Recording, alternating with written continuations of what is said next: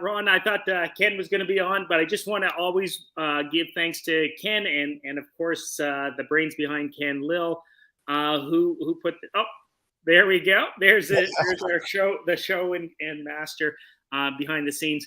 Wow, this is a incredible. I'm not sure Leighton may join us soon, but very privileged to have Ron jump on and share some time with us. To say, I think we use that term, and perhaps I use it a little too lightly, the OG, but I think that incredibly defines you, Ron. I think the fact that you've probably been cultivating cannabis, perhaps even breeding cannabis longer than many of our listeners have been alive, I think gives you a lot of that status. And we're gonna jump more into some of that history, because we're gonna talk a little bit about where you've been growing, where you probably have. I don't want to say that you were collecting seeds, but maybe you were collecting seeds in some of these countries and putting them in that gold hat of yours. But yeah, we're very pleased to have Ron Herrington. Ron, are you still with Gold Hat Seeds, or is that? Oh, I sold it to Atlas Seeds, so they've taken over my entire catalog. But I still, once you're a breeder, you're always a breeder, right? So I still work with them. I was just down there when they were sowing my seed, so they actually have a whole big bunch of test batches of lots of seed that I had made down in California, and they have those all, and they're going to be growing them in California. And so I have a daughter in Oregon who grows too. And right. And so that's, I still do seeds. I do consulting, for people when they got problems. I help them out of the problems, but that's what I do. And Ken is great at throwing up some websites and links. So feel free to drop any of the names of some of the seeds, your seeds, in the Atlas catalog. We'll try to throw some of those up on the website and whatnot. It'd be amazing to see some of those pictures that are in the Atlas catalog. So we'll do. Yeah. Well, we're gonna jump on. Just you go ahead and throw in your history at any time. I would like to get some brief introductions around the way you choose to do your breeding. Perhaps give a couple of examples of how you decide how you're doing your back crosses, how you do your feminization, any of those things, and maybe we'll just gear up our listeners to your breeding strategies. I basically try to breed as close to Mother Nature as possible, but I have to do femmes because nobody likes male seeds. They suck. So plus in my breeding strategy, when you have something that's out there, let's say the cut from the Valley OG, which was out probably 30 years old, if you cross that with something that's newer, you can pull out of that things that you've never seen, because there's recessive genes in one that might not be in the other. So you do these crosses and then you bang them out a few generations to see what's there.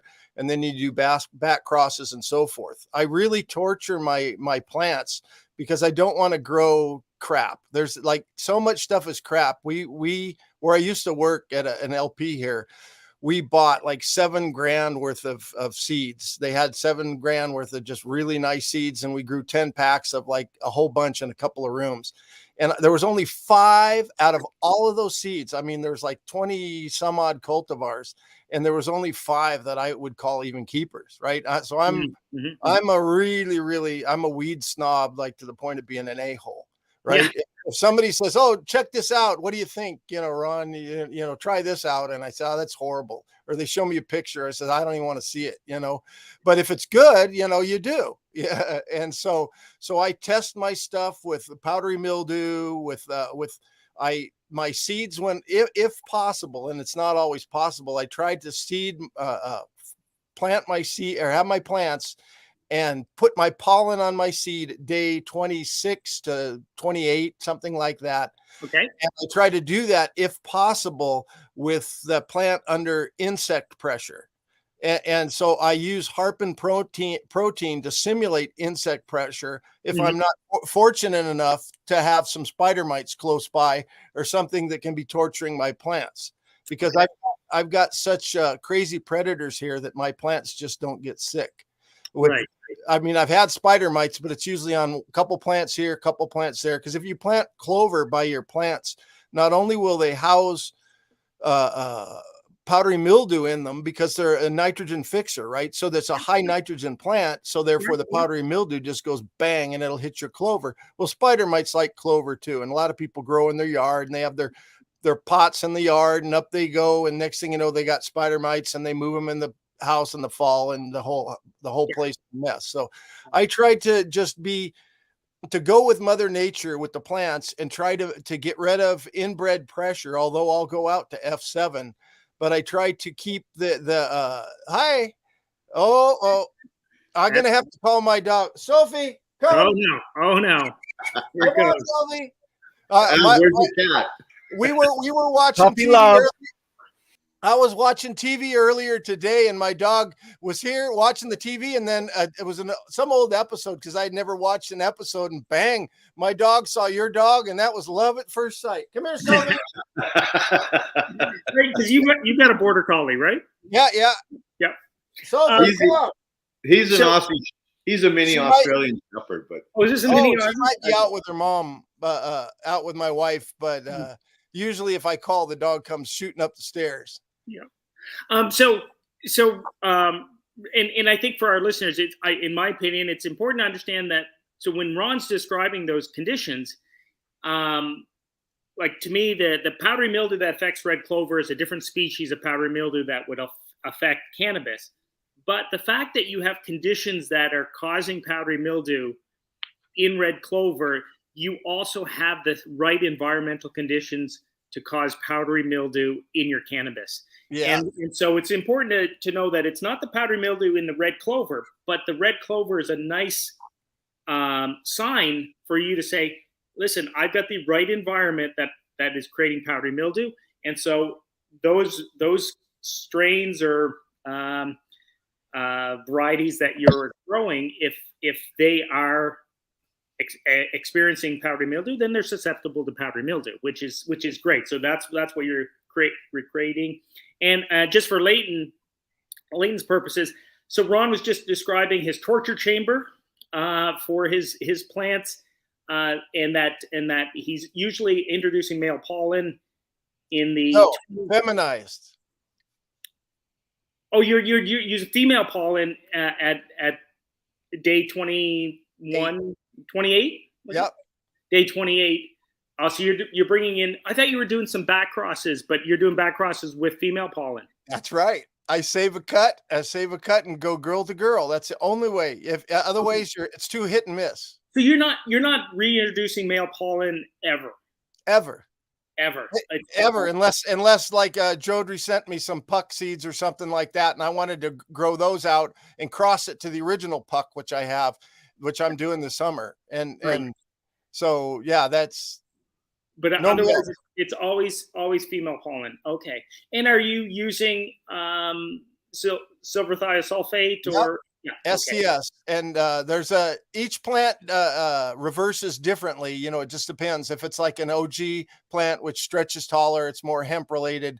It's more difficult to reverse, and then some that are on the cookies lines and those size, those are easy to reverse.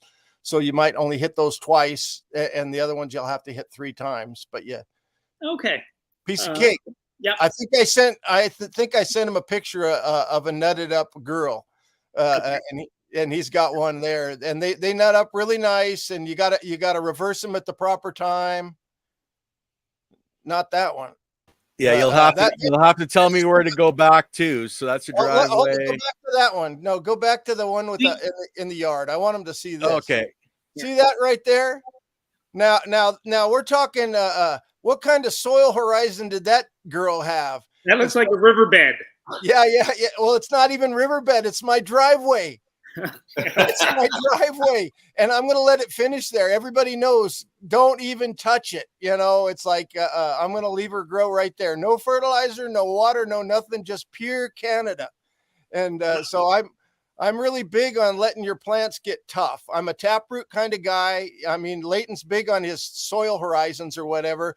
And I can see when I've dug down to a taproot plant that I've planted in the fall in October and let it come up in the spring and grow into full size with a 3-inch trunk. I dug to where it was almost up to my chest. I was in the hole to find the very tip of the taproot, and I'm scraping it out little piece of dirt by little dirt to get down there. And the natural cannabis plant, when it goes down, it'll drop a layer of roots down about 5 inches under the ground, and they'll go out from there. And then it'll go down another 6 inches and put out another set of roots going out. And then it'll go down with that big one, which will go way down, and that'll Y off. And that's the advantage of a taproot, and having knowing about those horizons. Like I've grown inside an LP in 2-gallon pots, and they're growing in nothing but A. That's all they have is just, something that it's not even living. It's not even possible that it can be living because it's cocoa and it's peat and perlite, right? That's like fiber. That's not like food for your soil, like compost. It's like if we were to eat a steak and a salad and all that, that's food, right? But if we were to have a whole big meal of Metamucil, right, you can't do nothing with that. And for me, that's what growing, it's just hydroponic in another way, growing in pots. You just got to constantly keep feeding it.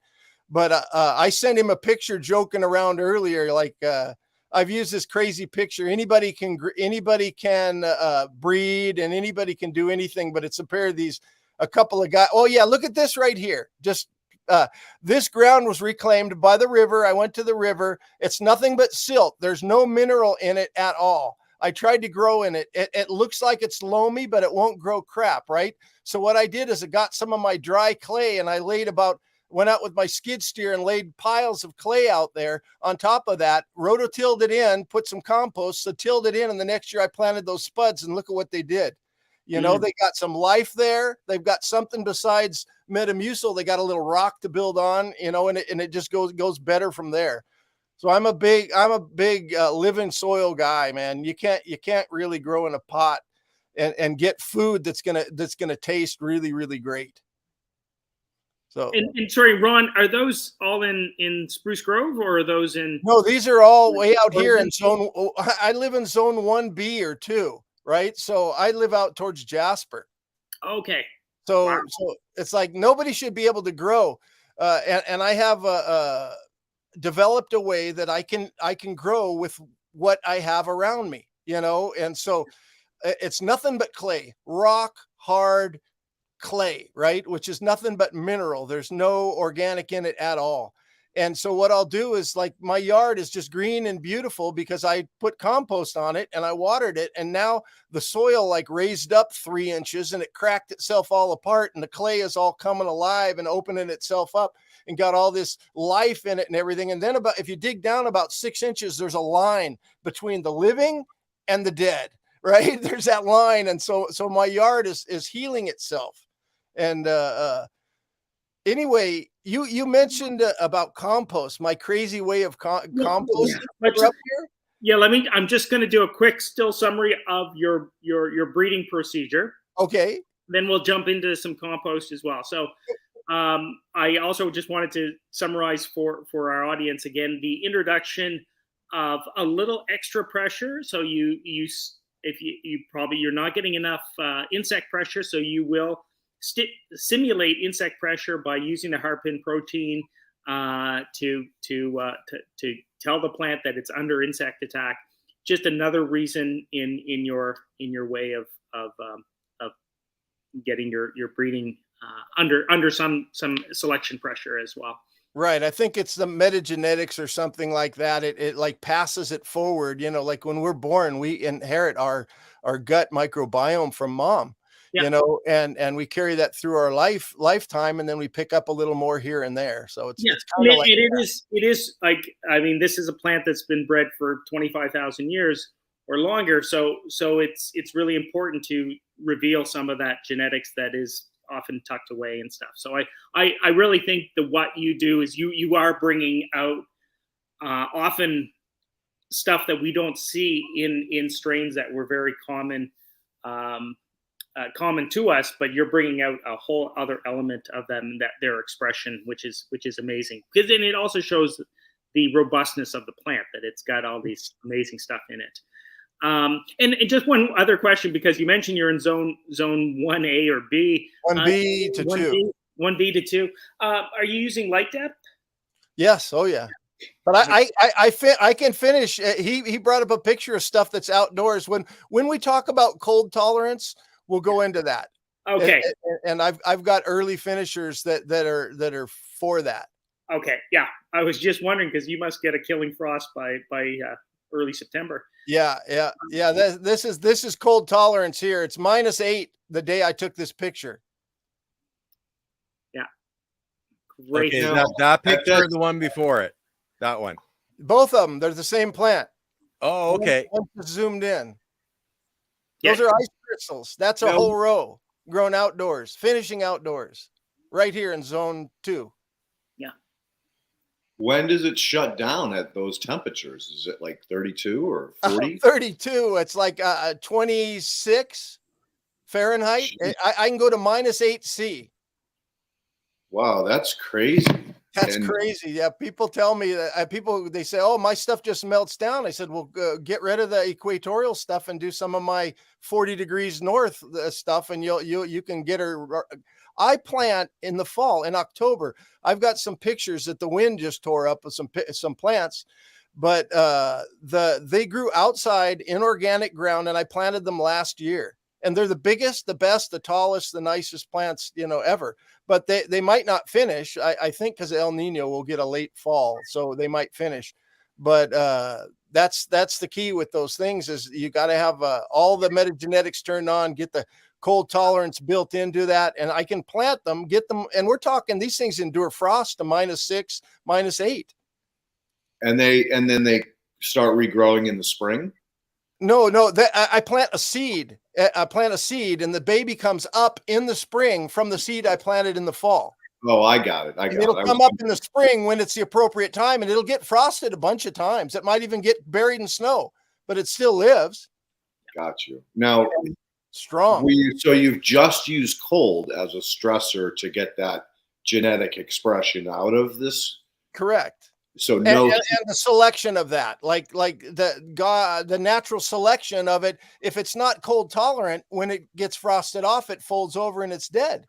Right. So it's doing the selection for me. Yeah.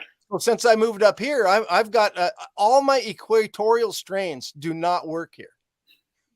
So are you doing like a traditional breeding with, like, say, a 7-year breed where you introduce a crop to the area and you let it just pollinate, and then start harvesting the seeds? No. What I do is I only do stuff from clone that if I know a clone is really good. I have a bunch of old seed sources, right? So I grow a bunch of them. I pick the one that has the structure, the smell, everything that I like. And once I get that one out of seed into a plant, I keep it as a clone. Then I plant it back as a clone and I cross it to other stuff. And the other stuff I cross it to is never male. It's always female. So what I'll do is, let's say the biggest thing was gushers. Gushers was a big thing for a while, right?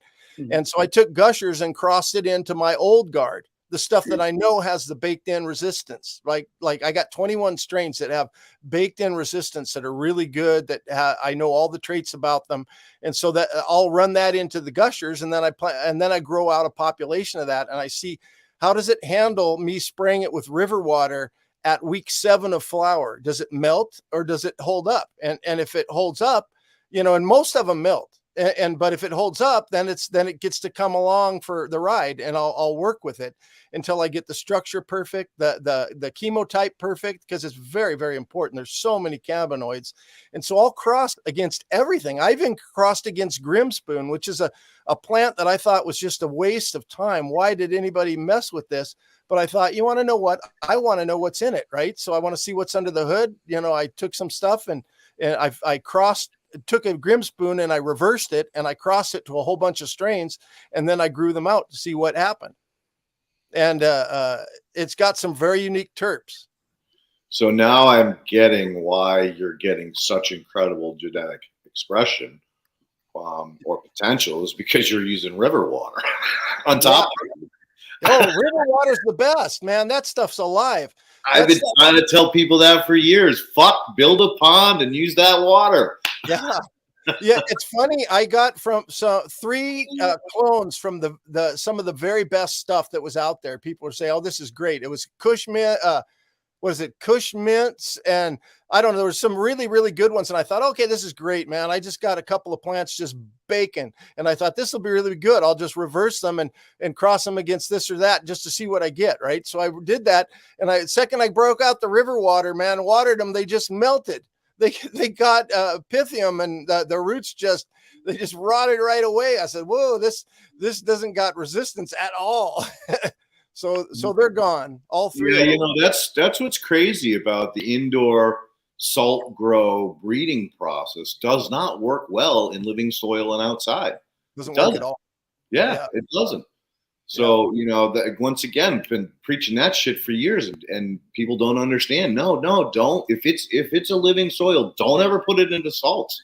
Keep it. My stuff goes into salt. My stuff can go into salts and fly right, no problem. But the problem's the other way. If you come out of a salts and try to go into organic, you'll plant it in there. When I take a clone and put it in a gallon pot, and I'm going to run it out there, and I'll plant it right in the organic garden of mine, it will just about die until it makes friends with the microbes that are in the soil. Right? It's so used to salt, it doesn't know what the hell to do.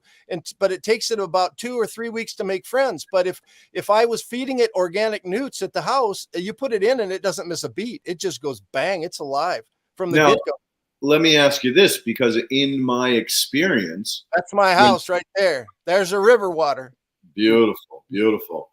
In my experience, when I have seen people take living soil bred genetics and place them in salts, the expressions aren't there anymore. They don't. Show him some of my pictures. I've got some pictures of rooms. I got stuff so uniform that I can grow 160 plants and you can't tell they're not from clone. All of this is stuff that I bred. It's all from seed. Oh, great. Indoor. There's better ones than that. And then there's one that wasn't. Now that's not mine. That there is a frosted fruitcake. Yeah. Here's mine. That's my wedding cake. All from seed. All from seed. Nice. All of that grown in one. Show them the purple one. I got a purple one too. It's just crazy. This is all from seed. It's all feminized seed. All feminized seed. Yeah. And so I'm of a full believer that you can go from organic outside to salt indoors. Not a problem. But does it still express that incredible genetic potential? Oh, well, then I think I chalk that up to the grower. That way it doesn't have quite the terps, especially. Exactly. Yeah. Right. Yeah. It doesn't have quite the terps and stuff, but it got the resistance, so it doesn't get PM where they were growing it into a place. Everything got whacked by PM except for mine. So, well, there you go. You're breeding for strength. Yeah, and that wasn't clover PM. That was matter of fact, that year I actually took a plant that was just nuked with PM. They were tearing out a room because they couldn't finish it, and I wanted to take some home, so I bagged up a plant that was just powdery with PM. We tried everything, canna PM, everything. We couldn't get it out of the facility. So I took the plant home and I just went to my broom closet. I've got 4 plants. I was doing some special. I go, I want to see how resistant they are. So I banged it on all the top of them. And one plant I had got it and melted down. The other ones did not get it. So Sweet.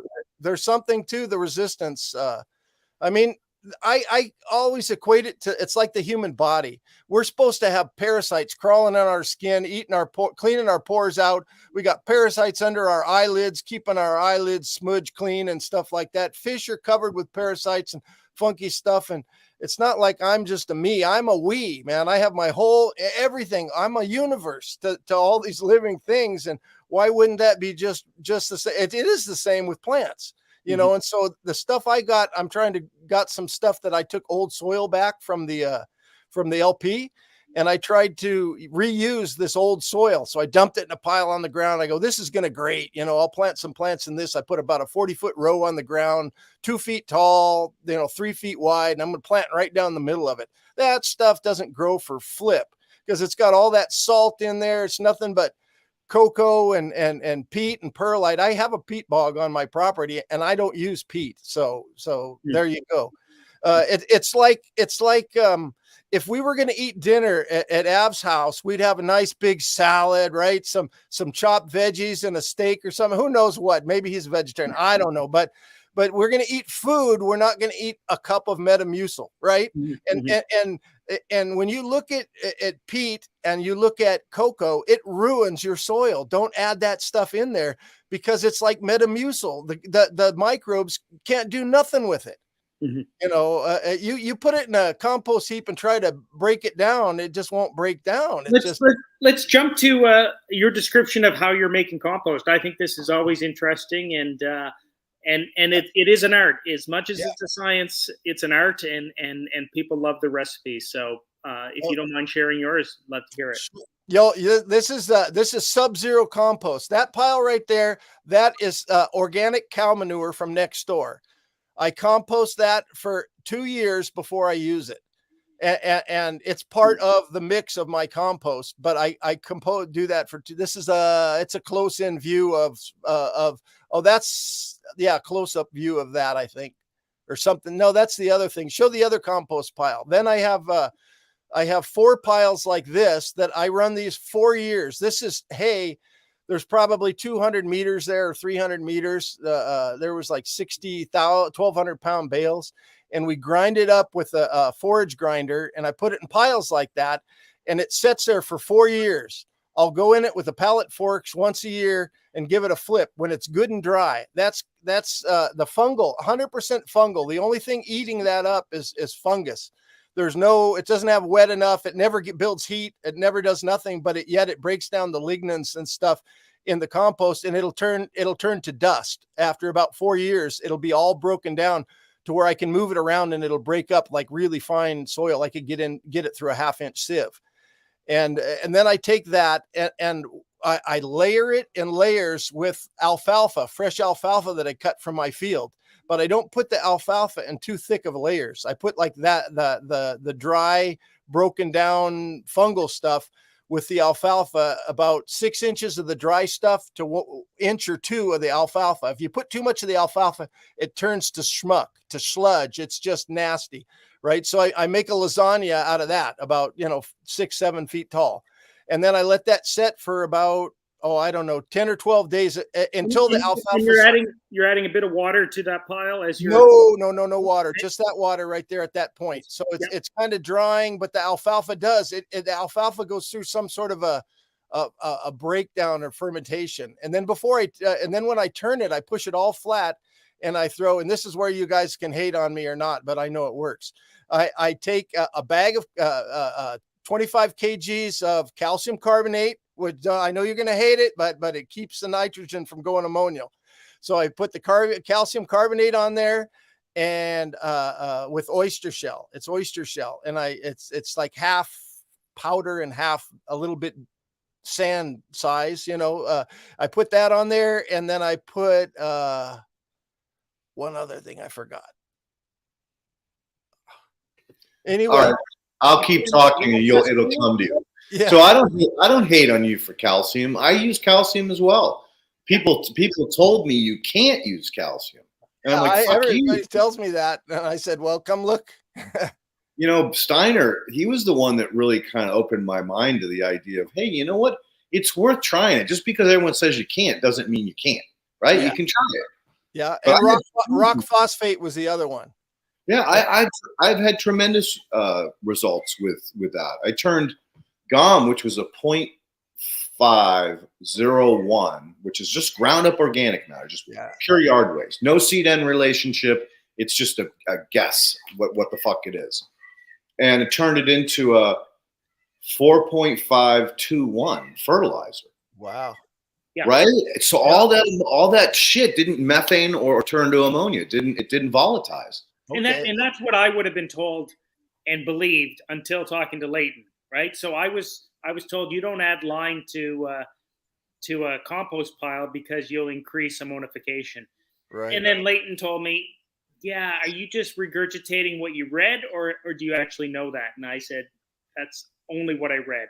You know, I haven't actually gone in to look and collect it or to analyze to see if I actually have higher levels of nitrogen. So now, I say go to it. Yeah, I put the rock phosphate in it, and then I also save my ashes. We have a campfire site where I burn wood ash, which is just mainly poplar. And I take all of that and throw it on there, and then I mix that all in after about 20 days. So this is what we had here the other day. We had a fire come through a few months ago, and this is, if you can you blow that up? Well, yeah, I don't know if you can see it. This is, I walked out of my house and this is what I saw at 1:30 in the morning. It burnt 25% of our quarter. Oh, that's pretty scary. Yeah, it was brutal, but it didn't get my compost pile, thank goodness. And but it had ashes dropping all over and burnt the horse shed and stuff. But then I took those things and I mix them all in there, and then that's when I add my cow manure after I mix it in with the dry stuff, and then I'll mix my cow manure in there afterwards. And so I don't think I lose a lot of the nitrogen, but it doesn't get that hot, right? So sometimes I get a few seeds that come out. I don't think it would qualify as organic compost because I don't get it as steaming hot as you can, but I do spray a lot of river water on it. And this is a compost, but then the secret is how I use it too. Or I think it's my secret. It's like Before you go there, let's reel you back in a little bit, because do you know what temperature you're hitting? Well, you can hardly touch it with your hand if you put your hand in up to your armpit, you know, but I don't, it's not getting, I do get the odd seed that comes out. So you don't have a thermometer then? No, I'm old school. Like I'm an old grumpy pot nerd, you know. It's like, well, you know what? Do yourself a favor. They're like $40 on Amazon. Yeah. Just buy one, because just for your own data to understand. Like we talk about, if you can keep it under 120, you don't lose diversity. If you go to 131, you knock the diversity back to almost pure thermal flights. Yeah. And not that that's bad, but it just takes a lot longer for the good guys to come back in.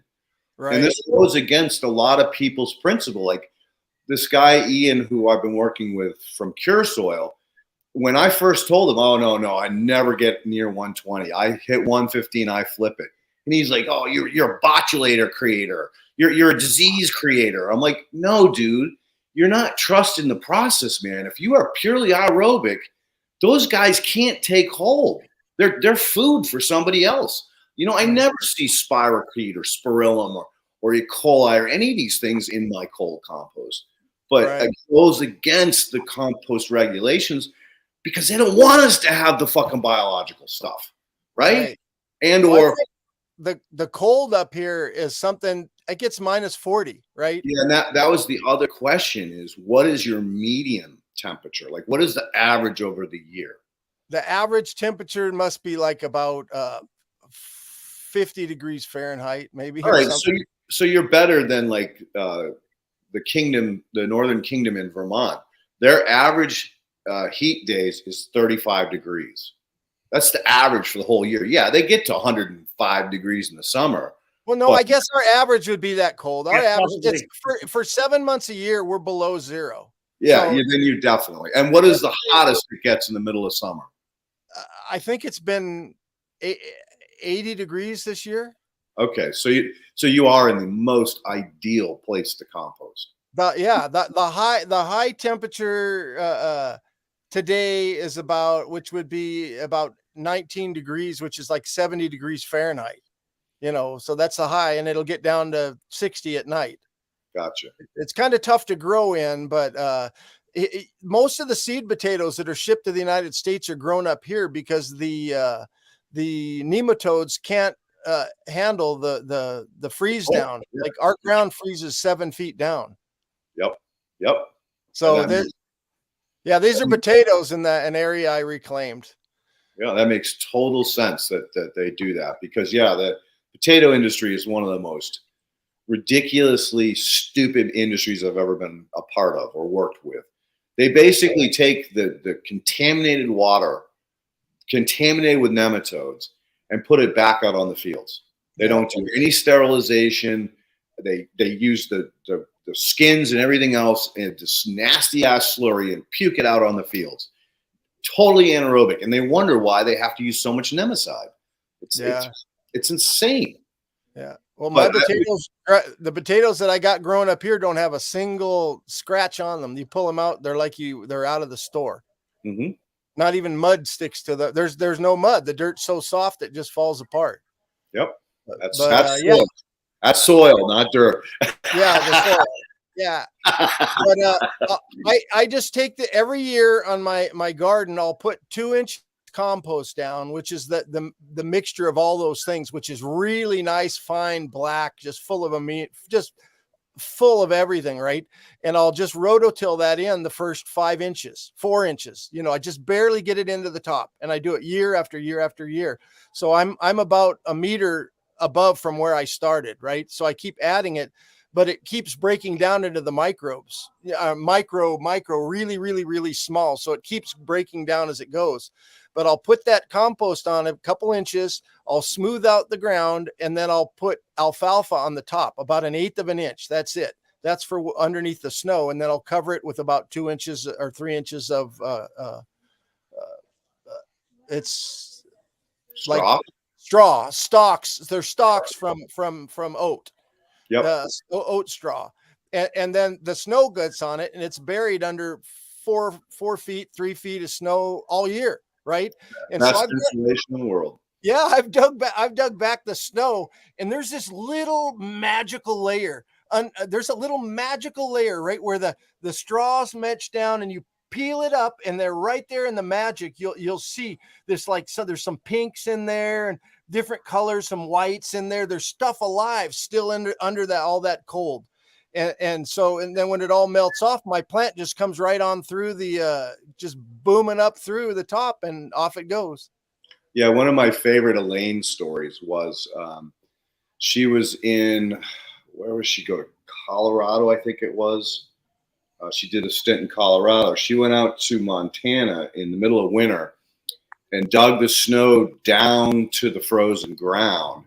And she found an aqueous layer. It was not very deep, maybe 1/16 of an inch, but she could get a microscope on it or get a pipette on it. She pulled it up, and she said it was teeming with microbes. Yeah. It doesn't make sense other than the fact that these organisms have been concentrated to such a level that their biomass alone prevents the freezing. But I think that for something, they're either there with propagules, or there's somehow they're in there, and there's this magic layer. And if all of a sudden we get an early melt off, and then it freezes again, and it puts a block of ice over it, it's done. It's done. Well, the snow is an insulator. It has to have the snow. Well, I think it smothers them. I think it smothers them. They can't breathe under there or something, because the snow is breathable. Yes, yeah. That snow is a wonderful insulator, but as soon as you lose it, you lose everything. Yeah. There was another wonderful study done in northern Maine where they were trying to determine how the snow affects the health of the tree. So what they did was they literally went in with skid steers and plowed all the snow off of a section of forest, and next to a section they didn't do it. And then they came back for the next 3 years and studied the health of the forest. The one that they had plowed the snow off was in total decline. They had a lot of disease pressure. They had diebacks, did not have that wonderful undergrowth that really gets things going, like we would call them indicator plants. But, everything from ferns and everything else, gone. Mm-hmm. So that's how critical that snow layer is to the ecology of the forests. And so I'm not surprised with, again, you have the most ideal environment to make the killerest compost on the planet, because you have those things. I think it's good, boy. When you see how the cannabis plants could grow, a seed comes up by itself, and I got a 4-inch trunk that has got like 5 or 6 arms on it, and each arm has 10 sub arms, you know, and when it's done, there is no apical meristem. They all are, right? They're all just ripping it, you know. Show them if you can show them some of the, do you have that little video that I sent I sent a little video around where I dug down through the soil in a couple of spots? I've got different spots that I have where I dug. I'm wrong one. I'm not sure if I have that one. It was the only two videos you sent were the fire and the helicopter. Oh, okay. Well, anyway, I had a video where I dug in the soil and showed you the different layers, and I could dig in all three of my soils with my bare hand, just really easy, just scrape right through it. But my organic bed was the easiest. And when you dig down, we've had 10 inches of rain in the last 40 days.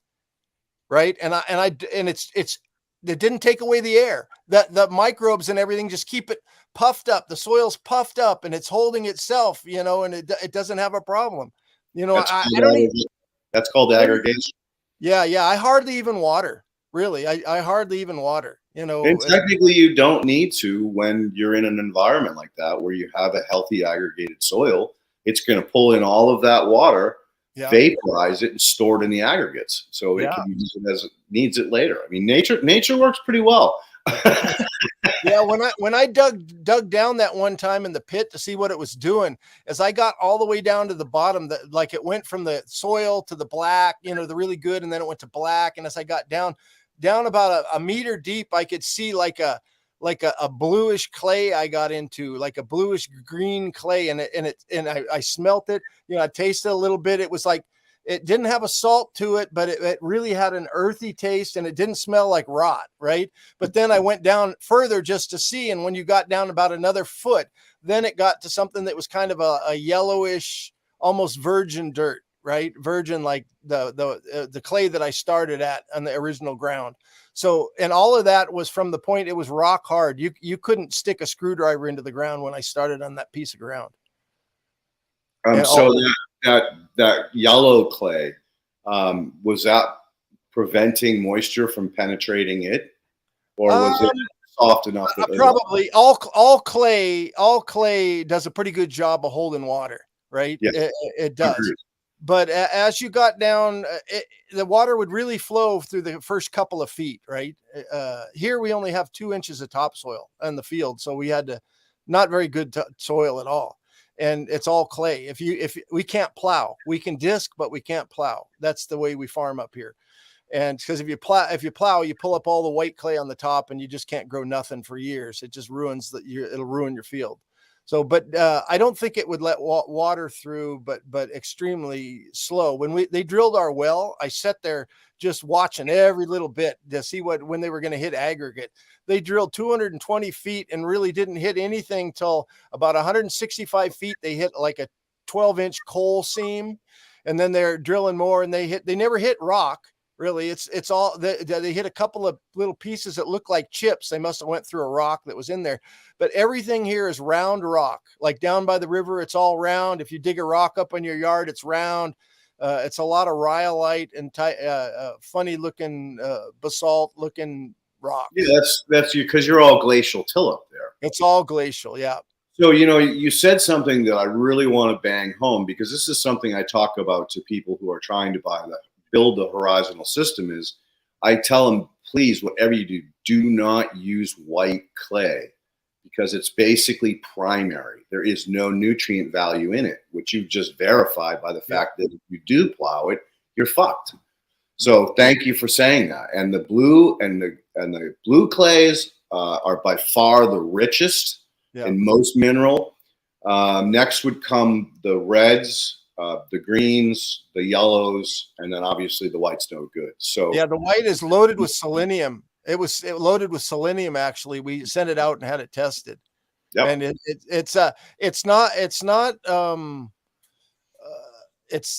is rock of some sort because it won't burn. Right. When I first started on doing it, I wanted to figure out how much is silt, what is in this ground. Right. So I put it in the oven. I dried out a certain amount of soil.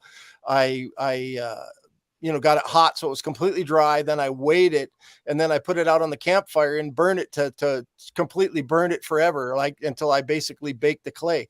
And then I took it and weighed it again, and it didn't change weight at all. Right. So there, it isn't silt. It is some form of a rock, but I don't know what it is, or it, it's just no good. It's poisonous to grow in because it's got so much selenium in it. So Ron, have you ever tried burning silt? I've tried burning, I've been told I've done a lot of saturated paste tests and stuff, and ways to try to burn to see what organics I have in the soil, to see what weight there is to that. But I imagine silt would burn because it's from plants. You're the only other guy that agrees with me on that point. What? Oh, I've been telling people silt is fucking organic matter for years. Yeah, you'll lose weight if you burn silt really, really hot. You'll lose weight. Thank you for that. Now we don't have to do the experiment, Av. There we go. Oh, yeah. Well, that's what I used when I was trying to figure out what I'm going to have to do to fix this piece. This. How do I polish this turd of a piece of ground I got here, and what do I need to do? So the first thing I did is I planted peas right on it to see what the peas would do. The peas didn't even like it, right? So it's in bad shape if you can't grow a pea on there. It didn't even penetrate like at all. So I like rock. I like basalt rock, and I think that there's a lot of minerals in this fine new that we have. I just had to pump up the organic matter, and it's got a ton of nice organic matter. And then once that organic matter meets its new friends, and the mycorrhizae and all these different things start growing amongst your plants and everything, and you got like a really good area where you cut it off and you see that definite division in lines. There's like definite layers that you can see, and you break them through. That's why I wish she had that picture. But if my wife was up here, I'd try to get her to bring it on the picture to show you. But the roots just love the soil. It's just, you don't even have to fertilize in it if you got the right biology. But the second you add salts to it, you just shit the bed. Pardon my French, because Ron, in terms of growing indoors, you'd be a strong advocate for this horizontal bed system, or no? Okay, so sorry, Leighton. Sorry, Leighton. Let's I love it. I mean, I was in landscaping for years. I love what you're talking about, but it doesn't work in a 2-gallon pot, or Well, let's say we've got a 5-gallon pot or a container. Tell me how you want to grow indoors. Okay, well, you got to have a good VPD and cation exchange. So, we're just going to focus on your growing media. You tell me what your growing media. If you don't have a good cation exchange, you're just not going to fill that pot completely with roots in every inch. If you don't have the proper amount of air, you don't have the proper amount of water, it's a mess. But all those pictures that he showed you of those stuff that I grew indoors, it's all grown in a 2-gallon pot in a mixture of peat, perlite, and cocoa, with a little bit of glacial rock dust, which is nothing more than clay that I dug from my yard and brought in, and we mix that in, and all of that is grown in 2-gallon pots, set wall to wall next to each other, and they're in a flood and drain table. And I hate that picture. I shouldn't have sent that one, but that wasn't my strain. That was frosted fruitcake. But these are all growing in 2-gallon pots.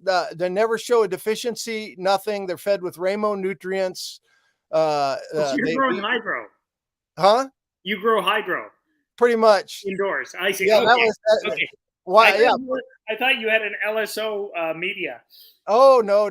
This is all hydro indoors, but they're close. So I have to put a tube for ventilation down the center of it to get the airflow there. But, man, we got more production out of these rooms than is physically possible by what we did. Yeah. So, but yeah, if I was going to grow in that, I would probably go with some of the grassroots, like the whole big 4x8s or something, the whole big 4x8s. Oh, there's a picture there. This is in my torture chamber. This is one in the torture chamber.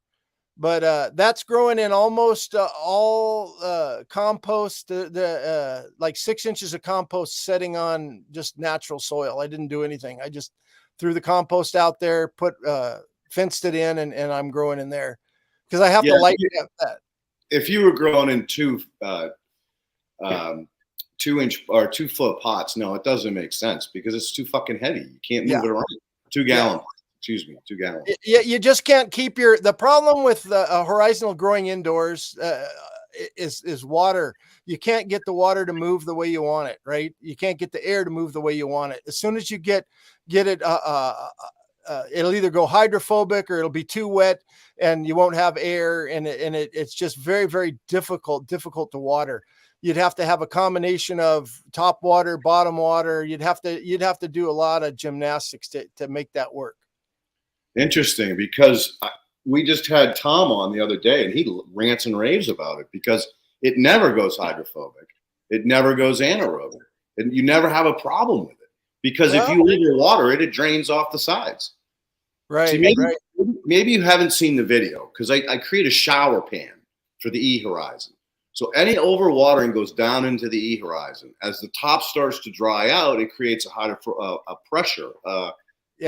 Osmotic pressure, and pulls the water back up. So the system stays absolutely 100% moist all the time. And the O horizon is for your fast rooting. A is for your A is the heart and lungs, but it's also a tremendous amount of fertility that's available. And then the E again is a tremendous amount of minerals available. So, but again, if you're doing two gallon pots, no, you can't do it. Even in a big bed, I've tried doing some different experiments, and because gravity pulls the water down and the osmotic pressure pulls it up, right? So I found that you just get an inequity of moisture in the bottom, right at 40. Like if the top is 1 and the bottom is 10, right at 6, you're going to have a problem right there. You're going to be. What is the 1 to 10? Like if from the surface you called it 1, and the bottom opposite. What is it? Opposite. Okay, if the top was 10 and the bottom was 1.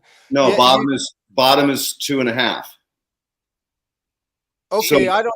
But in the bottom 40, he's not understanding that's the percentage of the soil system. Right, that's what I'm trying to explain. Water. Oh, the percentage. Yeah, I really don't know. To be honest, I don't know the horizon, how they set it up and stuff like that. I'm kind of. You got to check it out because you're essentially kind of doing that on your farm. Yeah, maybe I might be. I'm not sure, but I'm just imagining. The way you were describing your farm, it was all essentially the horizontal system. Mm-hmm. So I was thinking that you would be kind of against, the super soil systems, right? Because I designed these, just add water soils, which is essentially growing only in O, right? There's no sand, silter, clay in the soils I designed, blah blah blah, and they aren't as robust. They don't bring out the expression in the plants as a horizontal system will do. And so that's why I was actually setting you up thinking, yeah, you're going to be a big, strong advocate for a horizontal system because that's how you are growing outdoors. And you're talking about the importance of that. But you also mentioned, and nothing against Ramo. I'm a big fan of Ramo's nutrients. They're good, clean nutrients. But I also want to follow up and find out how do you introduce some microbes into that system, because you talk so much about the terps as well, and you want to get that terp expression, and to me microbes are integral to that. But I don't think I would never put any Ramo on my outdoor just because it would I just think it would cause problems. Maybe the what's the one with the ferrous sulfate and Nature's Candy, I would say you could use that outdoors safely because it's just amino acids and ferrous sulfate, but you could use too much of it and have a problem. So I'm just, but I'm thinking indoors is outdoors. I see them both as being really, really different. You call it a horizon, only the top. That's all I want for growing indoors, just the top, unless I have a big box. Yeah, that's what we call the O. You're muted, Leighton. Oh, You're muted. Yeah, O for organic, right? Oh, for organic. Well, I don't know if that's where it comes from. That's what the You're on mute, Leighton. Leighton's on mute. There we go. We couldn't hear what you were saying. That's why I came on. You're on mute. Yeah, so O stands for organic horizon. That was by Soil Science. They're the ones that came up with that term. E stands for alluvial horizon. Okay. And then you have different horizons in between, which they've numbered or lettered A, B, C, and then eventually you hit bedrock. So, but that's basically the concept. Is the E horizon is where your groundwater moves. The O horizon is where your heavy rooting zone is. And then you get into the other layers. So if I was going to do something like that, I would want a grassroots pot that is about 30 inches deep, so I could have my bottom inch or two of the Z, whatever it is on the bottom, some rock, and then work my way on up. But at the top 5 inches, I would definitely have my O. So there's a mathematical formula which is really easy to remember. Your E is one part. Your A would be 2 or double that, and your O would be double that. So you would have 10 inches at the top, 5 inches at the A, 2.5 inches at the E. You follow that recipe, you're never going to get in a problem, no matter how deep you make it. Yeah. Okay. I like that. But you wouldn't want that in pots. You'd want it in something that's wide, right? So that we've done it in pots. It works fine. Again, the key to the whole thing is making sure that you have that shower pan on the bottom of it. Otherwise, the water is just going to leak out of the E horizon. So that pan holds the moisture in there in the E horizon. So as the top dries out, osmotic pressure raises it. So it like I've had people screw this up because they didn't pay attention or they got stoned and forgot a step, and it doesn't work. They have problems with it. So I always tell people, look, man, pay the fuck attention. If you follow these directions, you will not fail, and you don't want to fail because it's a lot of work to build one of these. It's no joke, man. Especially if you're wildcraft and everything. Yeah, I mean, you have everything on your property. You could do it in a heartbeat. But a lot of these guys, a lot of these guys live in cities, or they're doing it in their basement grow, or and they don't have the access to all of these different soil matrices like you do. Can you imagine how heavy the tables? If you have 100-foot row that's 1.5 meters or 2 meters wide, and you'd have to have some heavy casters on those babies to roll them around. Well, I met a guy up in Maine who had one of the coolest ideas I'd ever seen. He had 2x3, like not Legos, like dominoes, right? And he called it playing Tetris. So he'd have all these dominoes fit perfectly in the room. Each one of those was on casters, heavy duty casters. They're cheap at Home Depot. And he would just roll them out, flip them all around, prune them, and roll them back in. And so that worked. Now, Tom, on the other hand, he engineered a system based on what I told him, which was 80 pounds per square foot, which is a lot for soil, but that's under full saturation. Yeah. I did not want him to underestimate it. I think that I did an experiment in Connecticut. I was about 65 pounds per square foot with water. But if you overwatered it and it really got very wet, it would hold a little bit more water before it leaked off the sides. And that would take time to dry down. So I told him 80 pounds per square foot just to cover his ass. Because if you spend all that money making these beds and they collapse, that's a fucking nightmare and a half. So he did it, though. I mean, he's got these friggin' long-ass beds on rollers. I bet you his weed is just fire, too, because you try something salt versus otherwise, and it's night and day. It really is. I am so spoiled. I get people send me samples from all over the place, and it's always clean. And if it hits the back of my throat, I know they cheated, or maybe I'll give it to someone as a gift. But I can't even smoke that shit anymore. Yeah, I got ruined. Outdoor, yeah, I'm we're gonna weed snobs. That's okay. I'm gonna try to drag us back into that long history, 44 years. I think in the intro it mentions the one of the inventors, finders uh, of dog bud, right? So Yep.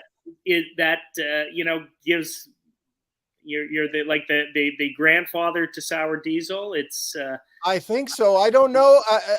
I'm lucky. All right. I was doing it kind of Gestapo, right, up in Humboldt, and we had some seed that was come from Oaxaca.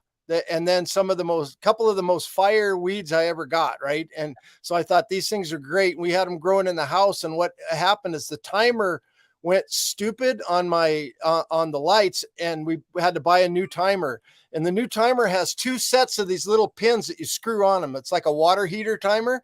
And dumb me didn't take out the extra set, right? So it gave me an extra half hour of light right at about 2:30 or 3 o'clock in the morning.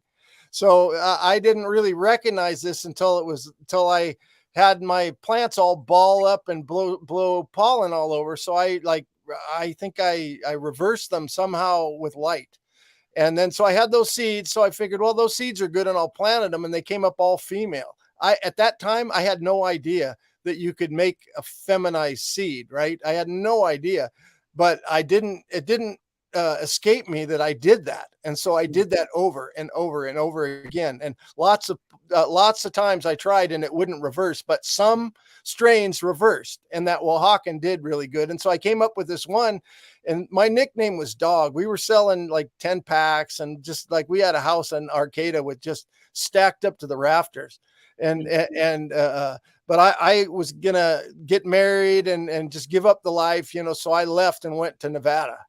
And so I left everything in the care of a guy that was there, and then he went on, but they got him. And so he went to jail, and I'm glad I left. And so that's how I came up with it. But they just called it Dog Bud because my nickname was Dog, and the bikers just called me Dog. And you mentioned earlier that now, and so you've got a great history of genetics, but you say that none of your equatorials can perform, of course, in the zone 2. No. So are you losing all of that equatorial genetics, or are you bringing that in somehow? No, I got rid of it. Okay.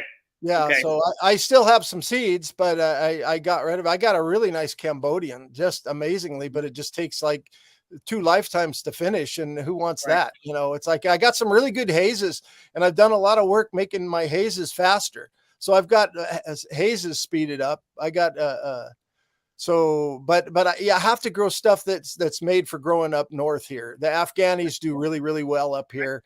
And I mean, I gave him a picture of one. I've got some fat leaf plants, I'll tell you.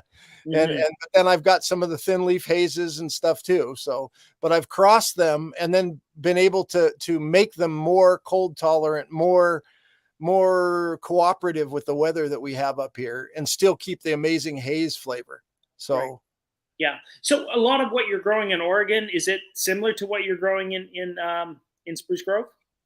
The stuff in Oregon is just all same stuff that we got here. But I mean, that's a pretty fat little fan leaf coming out. Yeah, it is. Like, that is pretty much indica as they come. Yeah. But I've had them got needle leaves that same size too. So it just depends on what's genetics it has. So do you sell seeds, Ron? I was actually in the process for licensing here in Canada and spent a lot of money to do it. And then I quit and I sold out to Atlas Seeds because I thought these kids really, really can take my catalog and take it a long way. So Jodry told me, hey, no, license it to this person and we'll cut it up in 1 million pieces and license it to all these people. But I would rather see these boys. These are like 5 young men, 4 young men that are super, super into it and wanting to breed and wanting to follow it and wanting to go the long haul to get it right. And so I went with them and I sold it for them for quite a bit cheaper than I had. And people called me up and offered me, 25% more like right when I was doing the deal, but I said, no, I made up my mind. I'm going with these guys. So they've got all my stuff down there, and they're going to be doing that. I have a medical strain that works on neuropathy. I have peripheral neuropathy, and it's bad. And I've got a strain that will stop the nerve pain. And other people that have had nerve pain use it and said the same thing. And I've got one that'll also block a migraine. If you feel a migraine coming on, one puff and you're done. The migraine, it just fizzles out. Is it a limonene terpene? It is not. I stay away from limonene because it doesn't hold in the jar. I try to go with more caryophyllene, things that are more what people would call gas.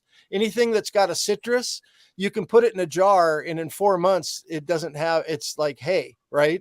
I've got stuff that you can open up 2 years later in the jar, and it's got the same terps. It's even better, actually. After a year, some of them are better, and so I've kind of eliminated citrus from I have seed from the original Tangy. I'm a hoarder, right? I've saved seeds from everything, and I periodically reset them just so that I have them selfed and reset in case I ever want to do something. And I'm just an addict, right? It's like, So all right, two questions, or maybe a statement first. Whenever I've had a headache and I've taken a hit of a high limonene terpene plant, fucking does the same thing. So what do you think? What do you attribute that cultivar? What terpene is in that cultivar that attributes it to relieving it? This is I don't know that it is a terpene. So you need heat. You need heat on the back of your neck to get the blood flow going, and you need a cold compress on your forehead to prevent the expansion. And if you do that, you can eliminate a headache pretty quick. But for whatever reason, and maybe it's me, maybe it's just the way my body handles limonene. But man, if I take a hit of that stuff, the headache is gone. And like you said, one hit, done. So but it might not be the limonene. It might be some other cannabinoid that's in that one with the limonene. That right? is very possible. It's very possible.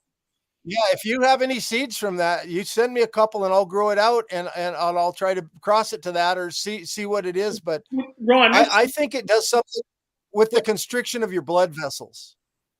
That's what I'm thinking. It was a cultivar that I smoked with Dragonfly, and this was years ago. And I remember her saying the same thing. Oh, I got a headache.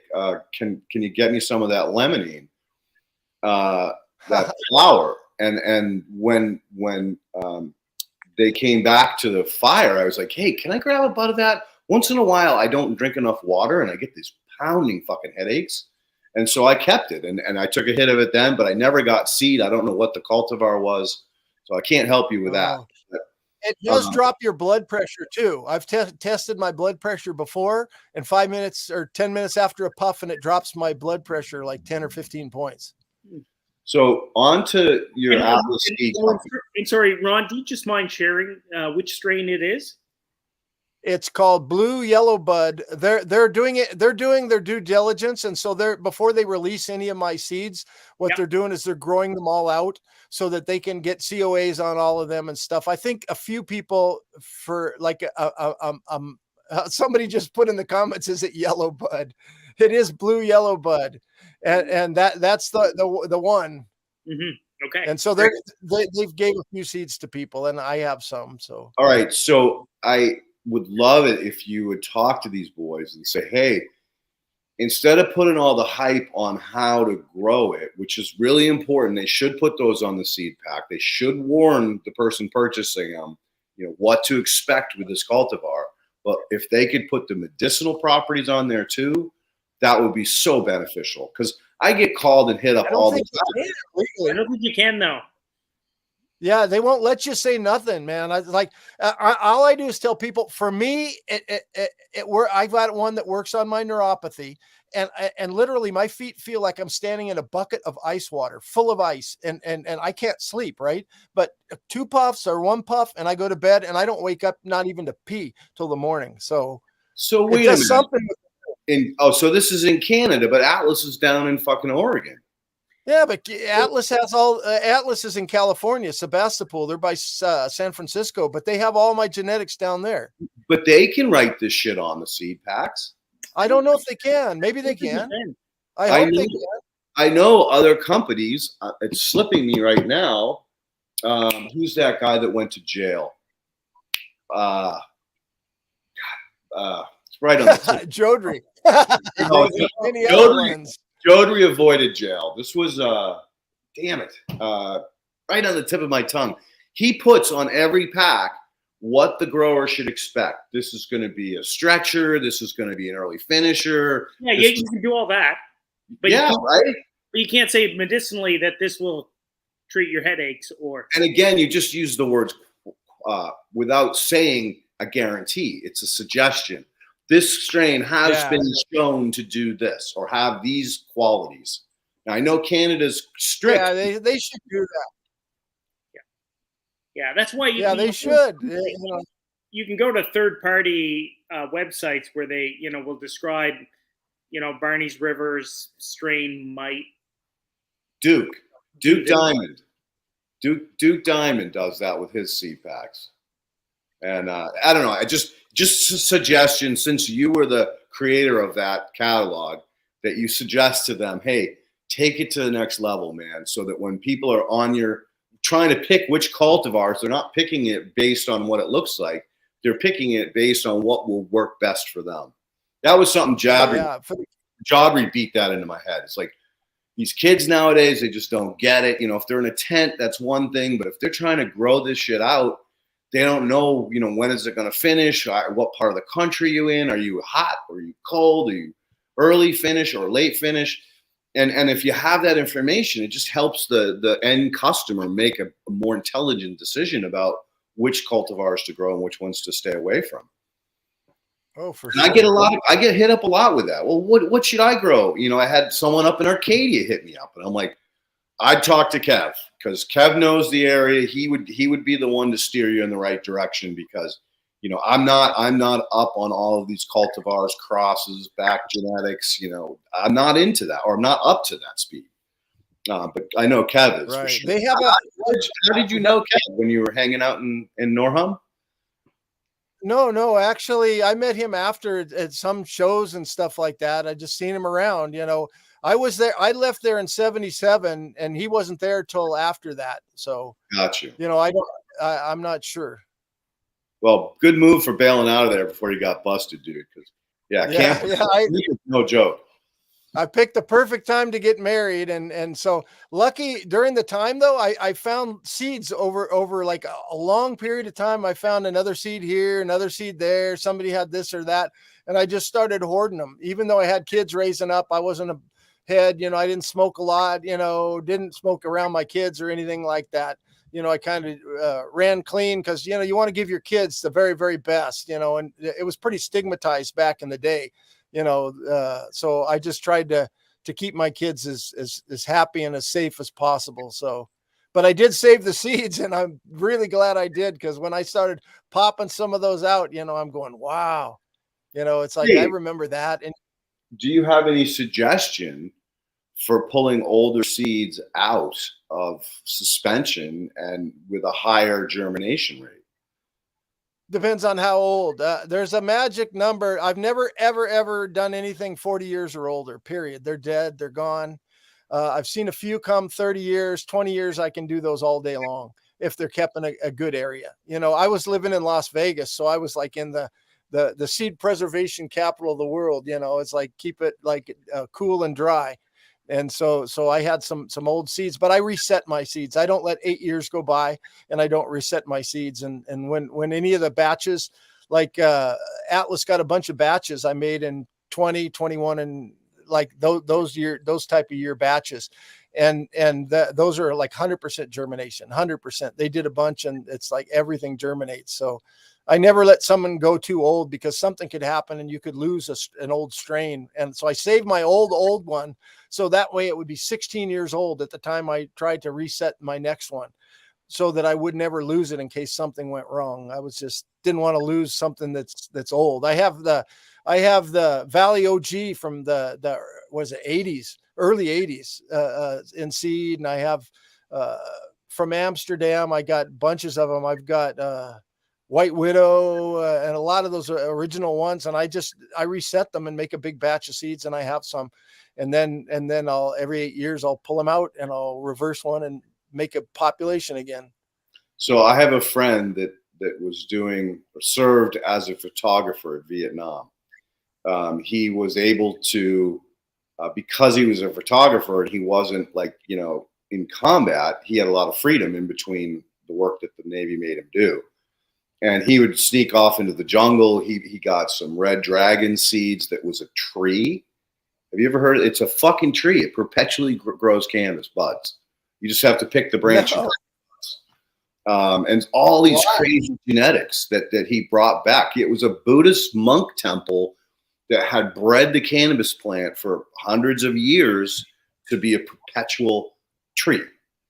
I mean, when he told me these stories, say again, you want it? I want it.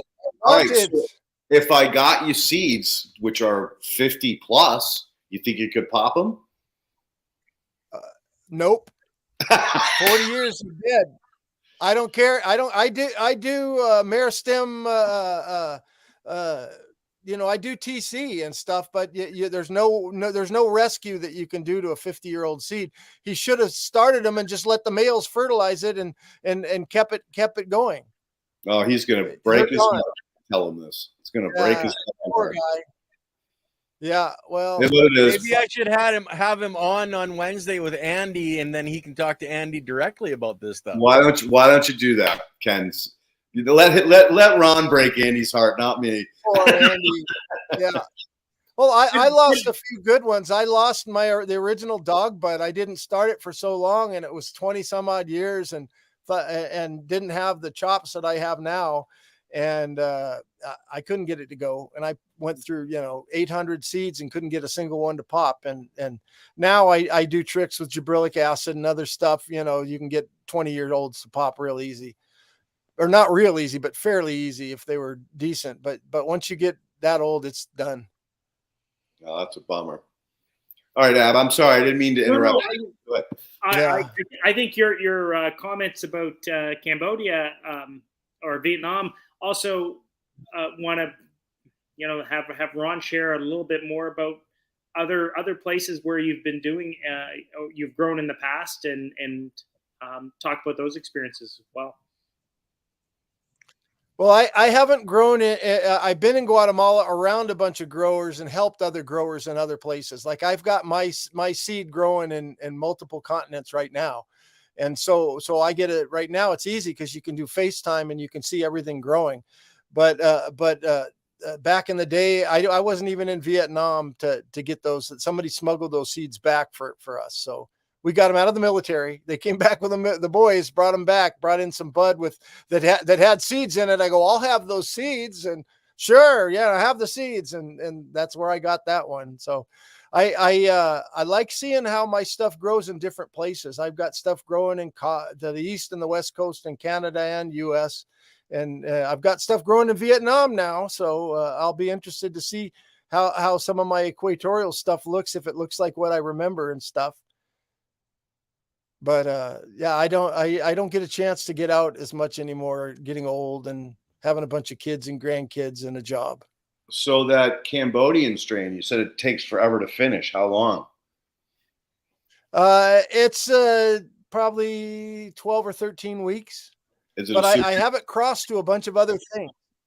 Is it a super stretcher? So I'm trying to speed it up. Oh yeah.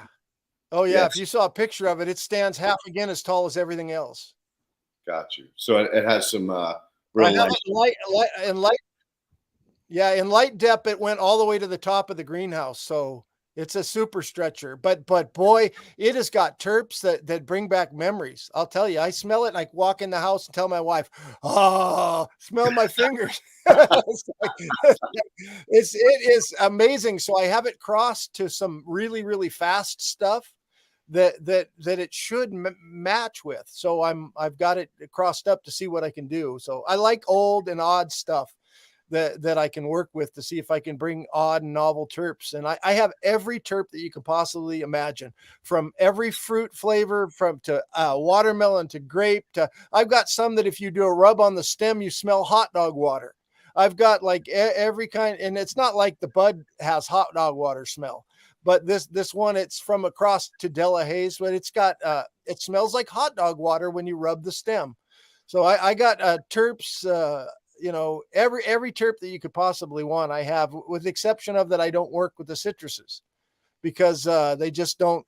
I don't think there's anything commercially. They look sexy, they smell sexy, the yard smells great, but they don't work in a bottle. So I thought, for me, it's not gonna fly commercially ever. So that's what I do. Yeah, that makes sense. That makes sense. Yeah. So do you think you're maintaining the genetic expression of the Cambodian, even though you're crossing with other plants? I am. Yes, I am. I'm trying to make it at least 1.5 foot shorter. And so I do selections, right? You can grow out a population of them, and you can go, okay, these guys are going to be stretching farther. They're already growing taller from the get-go. Like if you've ever grown Mac or something, one of those stretchers, or a lot of the OG style, they really, really stretch. And so I put it with stuff that I felt was short that would bring it down, but yet I'll back cross it to that if I need to bring the Cambodian back to it. But then I'll just go and select for the terp and for the structure that I want.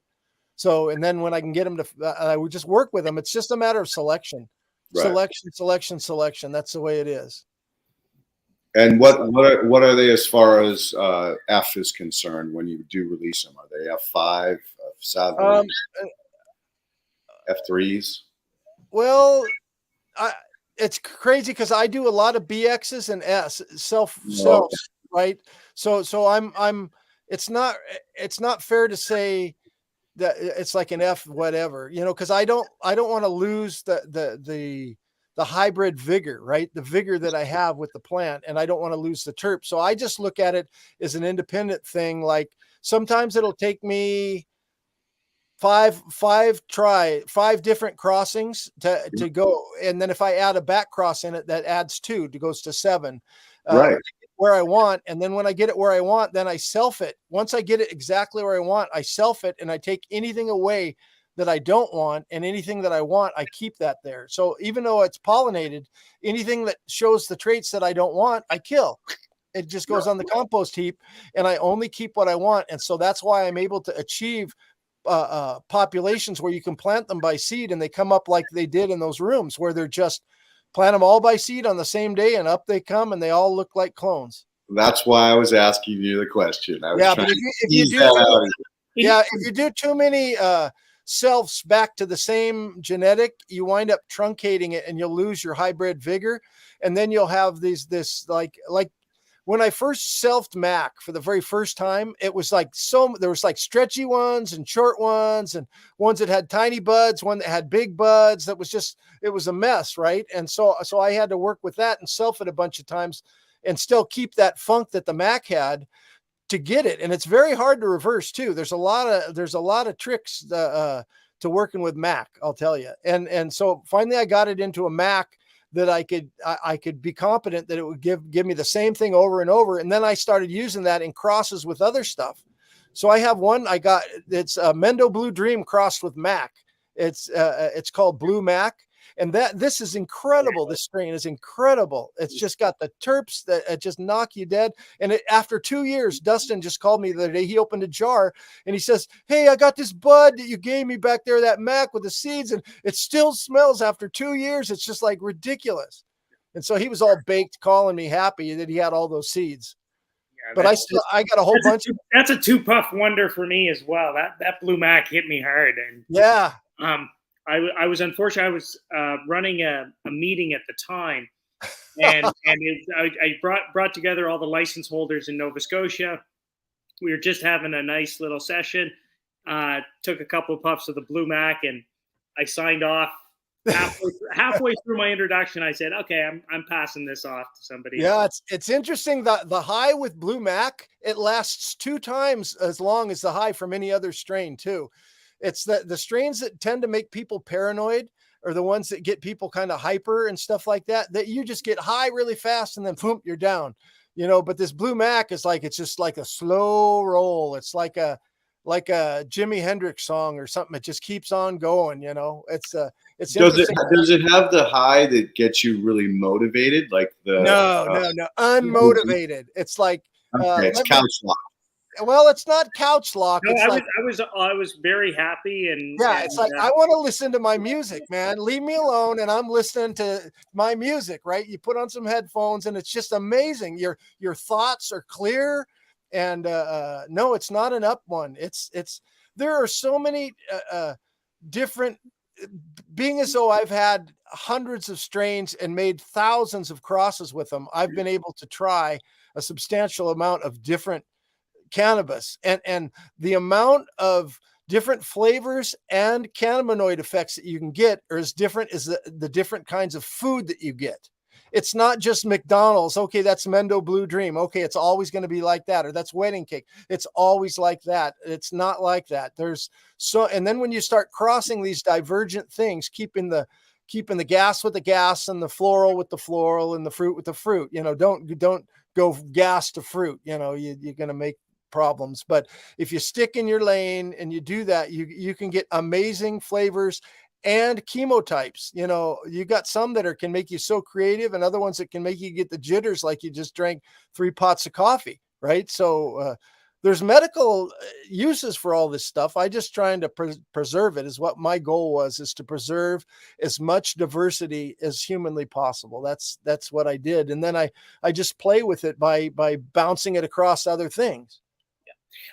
You know, I unfortunately have to jump off soon, but I did want to maybe get across to some of our audience members who might be entering into some breeding and getting excited about it, or some breeders who are already on.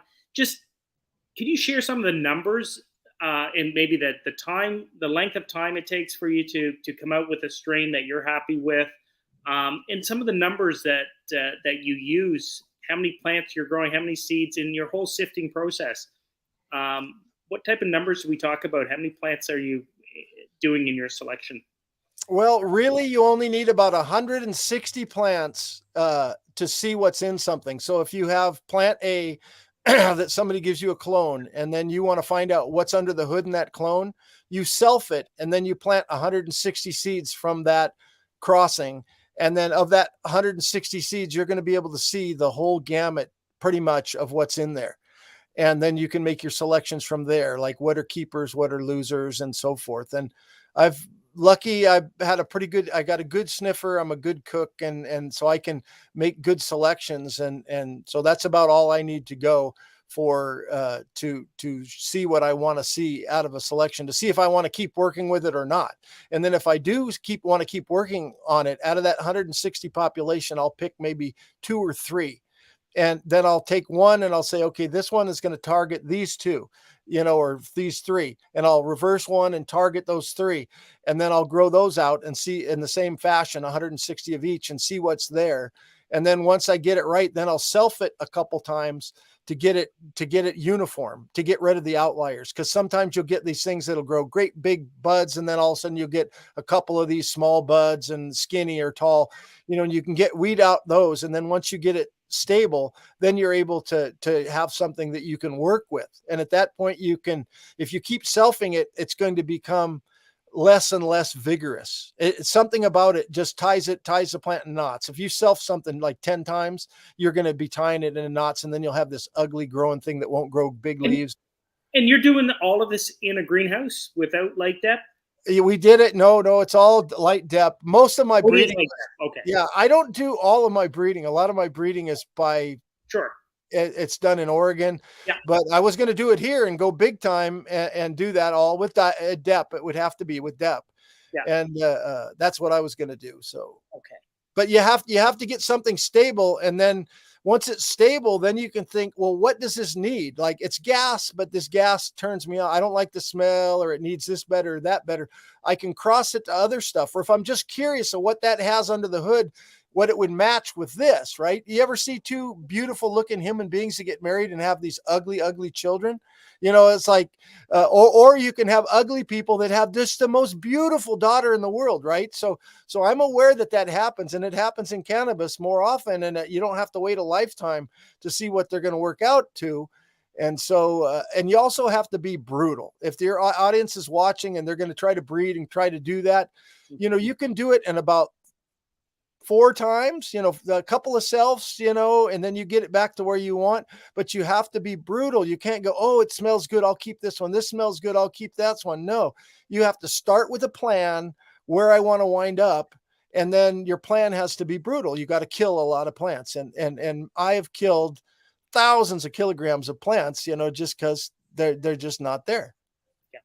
Yeah. And I think part of that brutalness too is your torture chamber, and I, you know, and I'm not sure if it's just a lot of the new breeders or some particular genetics that just seems to be incredibly prone to expressing hermaphrodism, but we are, what I'm recognizing is that that there are a lot of cultivars out there that are herming with minimal stress.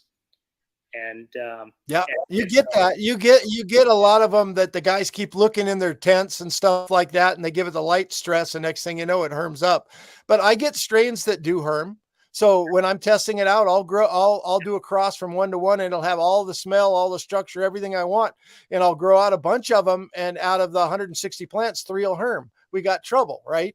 And so what do you do with that? It's well, you can keep selfing that and try to get to going, or move on. And I generally try to just move on, honestly, because if it's got the hemp prone to grow these little Chinese lanterns hanging, you know, as the plant gets great big, and then right there where the branch V's off, it'll grow these little Chinese lanterns there, 1 or 2. Now I've seen some of them that it'll actually won't produce pollen. It will grow what it like wants to herm, but it won't, and it'll dry and fall off, right? And it won't cause a problem. But maybe I would work with that, but usually I just call it quits right away, because you want stuff. The harder it is to reverse, the least likely it is to herm. And so, and I found that across your wife's going to give you real shit by you. Got to get out of here. I know, but there are some great questions. Once again, I'd love to stick around for that, but got to keep that marriage alive. Thanks so much, Ron. I'm signing off, and leaving it in Leighton's competent hands. Thanks so much. Thanks, Av. I'll see you in Victoria. I'll see you in Victoria, Ron. Okay. Yeah, I will. Cheers. Take care. Well, should we go into questions? It looks like you got 8 of them. So you know what the heck? Let's do the questions, and if there's time at the end, we can chop it up a little more. Sounds great. Okay, then we'll go right here to Peter Cactus. Gold Hat, what is your soil recipe for indoors? If I was indoors, I would grow in 2-gallon pots, no more. 5-week veg, no more. A mixture of peat and perlite and cocoa, 60-40, 60 cocoa, 40 peat and perlite, and add some glacial rock dust. So it just helps your cation exchange, you know, or clay. If you just have some dry clay, that works too. It's a small particle and it's good, but that's my favorite indoor recipe. I go all day long on that.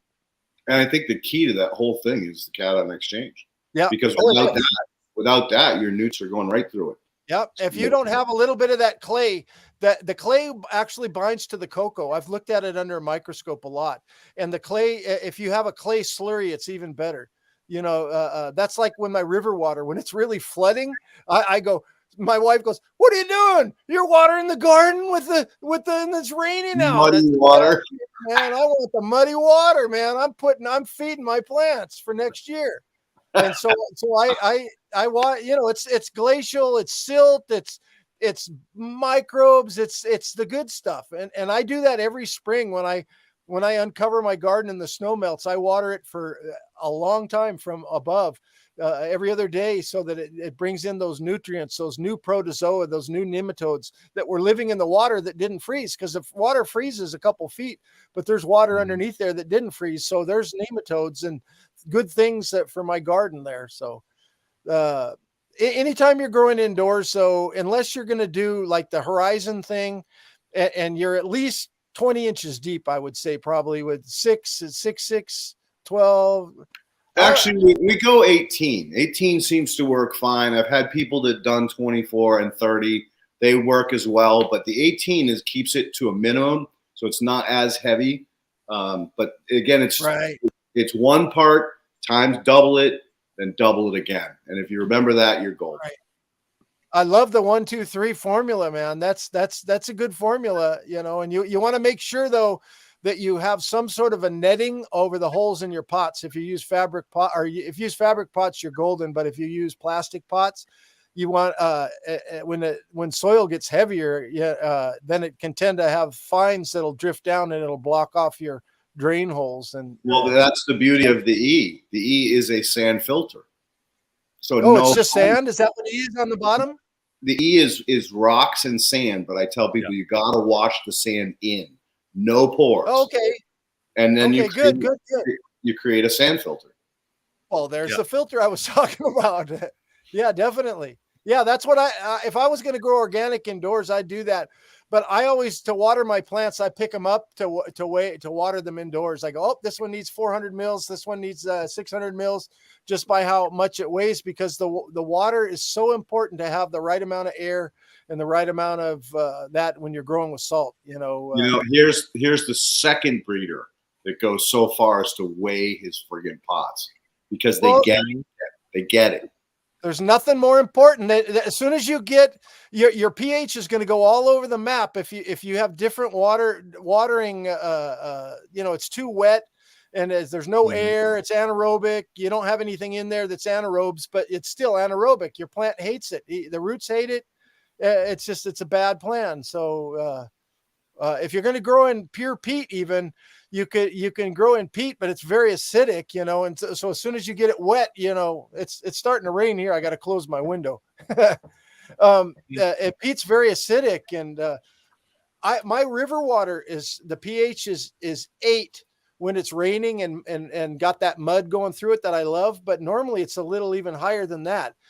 And my soil just slaps the pH around. When I'm using salts, I gotta buffer my pH, so I gotta put dolomite in and all of this stuff so my pH stays in a safe range. But you can't water with the river water because it's the cold river water that's got a really high pH, and you put 9 pH on something and then you're just no good. So you have to monitor the pH very closely. Unless you're in a living soil where you have the help of the microbes and the plant, and doing the plant talks to the microbes, and they got a good dance going. As I say, it's all about the biology. You have to have that biology. Yeah. So let's go to the next question here. How long do you let your alfalfa grow for? 1, 2, 3 years, or even longer? We harvest it 2 times a year. And it's reseeded about every 6 years. We just reseeded it this year because we had a fire here and it burnt through my field.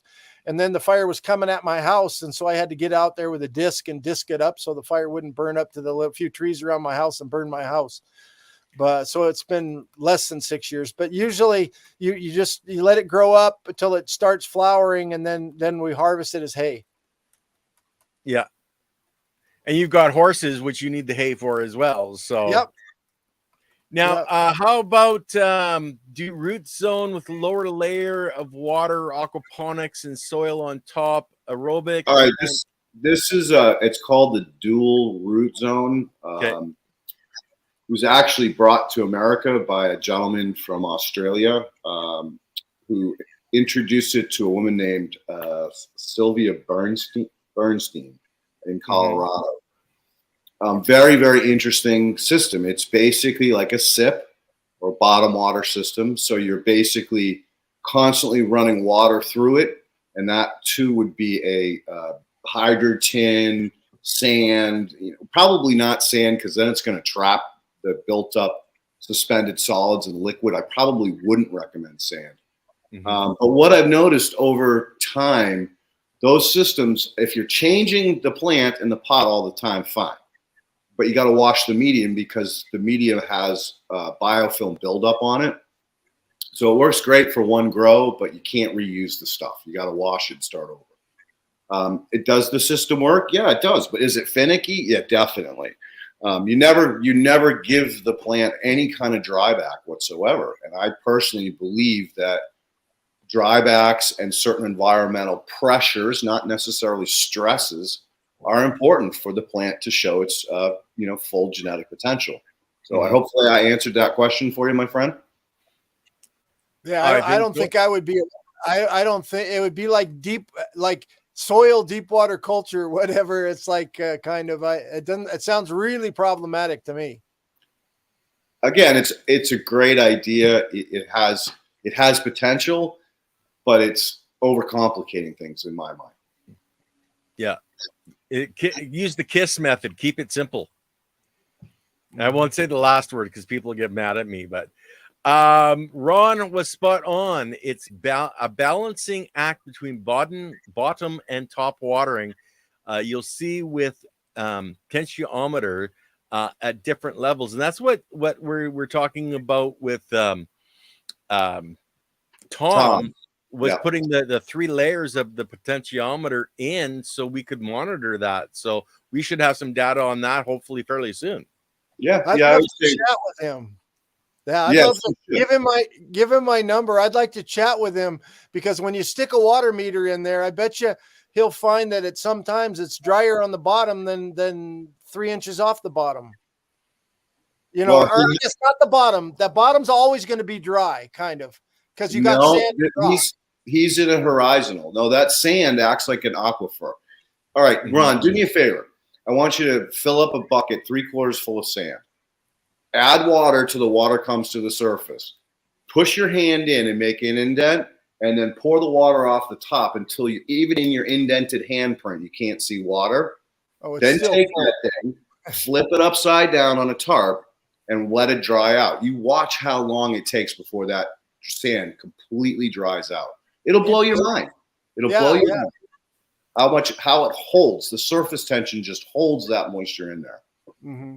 Yeah, well, I used to have a commercial nursery, and we would do 150,000 oleander starts a year, and we would start them in sand because of that exact same thing. We would just have sand and just bam, bam, bam, bam, bam, stick them all in there, and they'd all root out in the sand. And you can pull them out easy. Yeah, exactly. And you got a nice, clean, rooted cutting to go. Yep. Yeah. Okay, now neuropathy strain. Now that's what we need here. So is there what's the particular strain, Ron, for neuropathy, and is it available on the seeds that or on Atlas seeds, I should say? I don't know that they have it available, but if you send them an email on the side and say you want the blue yellow bud, I'm sure they'll take care of you. But they're right now in the process of product testing it all and everything, because that's the way you should do it. If you're going to release seeds that you didn't do yourself, I would do the same thing. You want to see it, you want to know it, you want to know it. So. Well, yeah, you want to make sure it is what it is. And you're trying to get your little lady to come and visit here, and she's still not coming. I wonder if your wife has door closed. But now, you were talking about germinating old seeds. If you can go over that quickly again, it's how does he germinate the really old seeds? I use a thing called G4 or gibberellic acid. And what you do is that's interesting. I use gibberellic acid. So you soak it in the gibberellic acid, and then you just pop it like on a paper towel type of deal. One thing, a side note that this is a little side thing. People are saying, "Oh, we need the flora that's on the outside of the seed coat. We don't wash our seed. We don't wash our seed. We put it in our mouth, or we do this or that or the other thing to our seed." I'm of the opinion that your flora, the stomach of your plant is the soil. The stomach of your plant is the soil. So if you want you can run some water through some of your soil and then wet your seed in that water if you want. But I often, when I get seed from anywhere else, I don't care where I get it from. I always, if I didn't produce the seed, I put it in hydrogen peroxide for 30 seconds, 3%.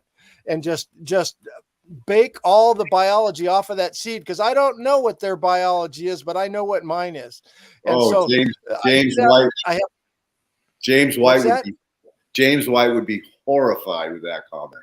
Oh, a lot of people think I'm like killing babies or something, but my soil is so alive, you know, and there's more than one way to skin a cat, right? These guys, they might be right and I might be wrong, but I don't want to take the chance of bringing anything from outside inside. So I don't bring any. It's like part of my quarantine procedure. I don't do it to any of my seeds. Okay, because there's what's called endophytes. Yeah. The bacteria that live inside of the plant that are in that coating that you're sterilizing. Right. Yeah, but I can see why you do that, because indoors, if you bring something in, you're done. You're screwed. Right. It gets out of control so quick. All right, so I had a conversation with Dr. James White a number of years ago now about the best way to preserve seeds. And throughout the conversation, similar to what we're doing today, we went back and forth, and I said, well, so basically, what about if you took the bud with the seeds in it and stored that? And he goes, well, that's actually a great idea, because the bud will basically insulate the seed and continue to inoculate that seed coating with all its endophytic biology. And as long as it's been dried properly, when you go to actually get the seeds, you just pull the seeds out at that time. Maybe think about that. I'm a fan. That's a great idea. I constantly do that every year when I have something, one of my plants, and I go, oh, this is really good. You know, I got to smoke this. And so when I'm with people, I'll go out and they go, oh, can I smoke some of your bud? I said, yeah, I'll stand right here and you can give me the seeds back. And they go, oh, it's seeded bud. I don't want that. I said, fine with me, you know, but like Kevin Jodry, I just saw him up in Edmonton here a few weeks ago. And I had a bottle of weed in my back pocket, just smelling it around with a few people and stuff. And they were saying, why didn't you enter this in the show? It would have won. You know, they were out there in the testing room where you had to wait an hour to go out there and watch them smoke weed, which is just no fun. But he says, I'll have some of that. And I go, you know, there's seed in there. He said, I know, I saw that. You know, he wanted to take the seed home, and seeded bud is just fine to smoke. It's wonderful. If people say, oh, it's no good, it might have a little bit less punch, but it's plenty good to do that. I think I would save them. I save them in bud all the time. And then when I'm using it, I'll determine how much I like it. And I've got 6 plants right now downstairs that were, there's such winners when I was smoking the bud that I go, okay, I'm growing these. I need them for this year. I can't run out of this weed from last year. So I'm growing more. So, you know, saving it right there in the thing is good, but that wouldn't be my long-term storage. My long-term storage would say, take it down to a low humidity, maybe 20%, you know, and then put it in a bottle and hermetically seal it so that it can't inhale or exhale, so that it's completely sealed up. It can't, you know, with barometric pressure, bottles breathe, right? And so it has to be wax sealed, like completely hermetically sealed, and then keep it at a cold temperature, like in a freezer, you know, that doesn't fluctuate. That's how I was just talking to Simon. He's got AK-47 seeds from 30 years ago, and they still germinate. So you want to keep them in a freezer.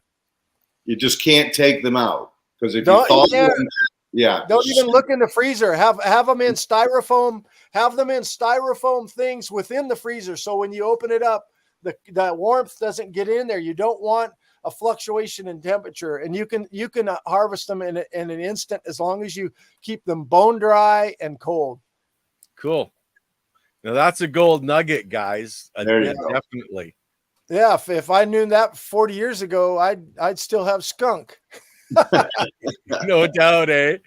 Yeah. So Perpetual wants to know, so what of his stuff would grow well outdoors in Holland? Keep in mind, August is a wet month again, with rain and clouds all day and highs between 15 and 20 C in most years. Oh, I'm going to get the dog. Okay. Come on, right here. Come on, folks. Your first response was all of your seeds. Hi, Sophie. Oh, look. No, right here. Look, who's there? Can you see? Can you see in the camera? He's too excited. He's like, who's here? My dog watches TV all the time. I know. You're so excited. So I got a few like that as well. They'll actually watch, when we're watching hockey, you can see their heads moving to follow the puck. Yeah. He thinks somebody's outside. Yeah, mine's a little confused too, but she likes watching TV, so she was willing to give it a go. There you go. But cool. Pretty much all of the strains that they're going to be releasing there at Atlas would grow well in Holland, and some are a little bit more tolerant of botrytis. But because I spray all the way up to week 7, I know what's going to get bud rot or not, right? Because when you spray river water on something that's late in flower, it's a death sentence, right? It is. And so that will tell me which ones that are really not resistant to botrytis. So. Okay. Let me pick one. If I was going to grow one there with that humidity, I would grow, it's one that London's doing a show on. It's one of the grow along ones. It's the Cherry Lime Reserve. It's a cross between Black Lime Reserve and Cherry Pie from Amsterdam 20 some odd years ago. So, and this is a tough strain, really, really, really good. High yielder, easy to grow. It'll handle the cold. I mean, we haven't been over 70 degrees all summer long, and my stuff's already in week 4 or 5 of flower, and it's growing. It's like down in the 50s Fahrenheit at night, which is like in the single digits. It gets down to the single digits, like 9 C, and it'll get as hot as 24 maybe on the hottest day, which is like 75. Yeah. So it's this stuff. My stuff is basically bred to grow in Holland. There you go. And then the last question we have, shorter with some harvest yields. Now, any of the Afghanis, the Afghanis would all be great, great yielders. At least all the ones that I did. Mendo Blue Dream is a really nice short growing one. That's a real nice harvester, and I really enjoy it. It's Doc Ray's favorite go-to medical strain, and me too. It gives me great relief, puts me to sleep. I like it.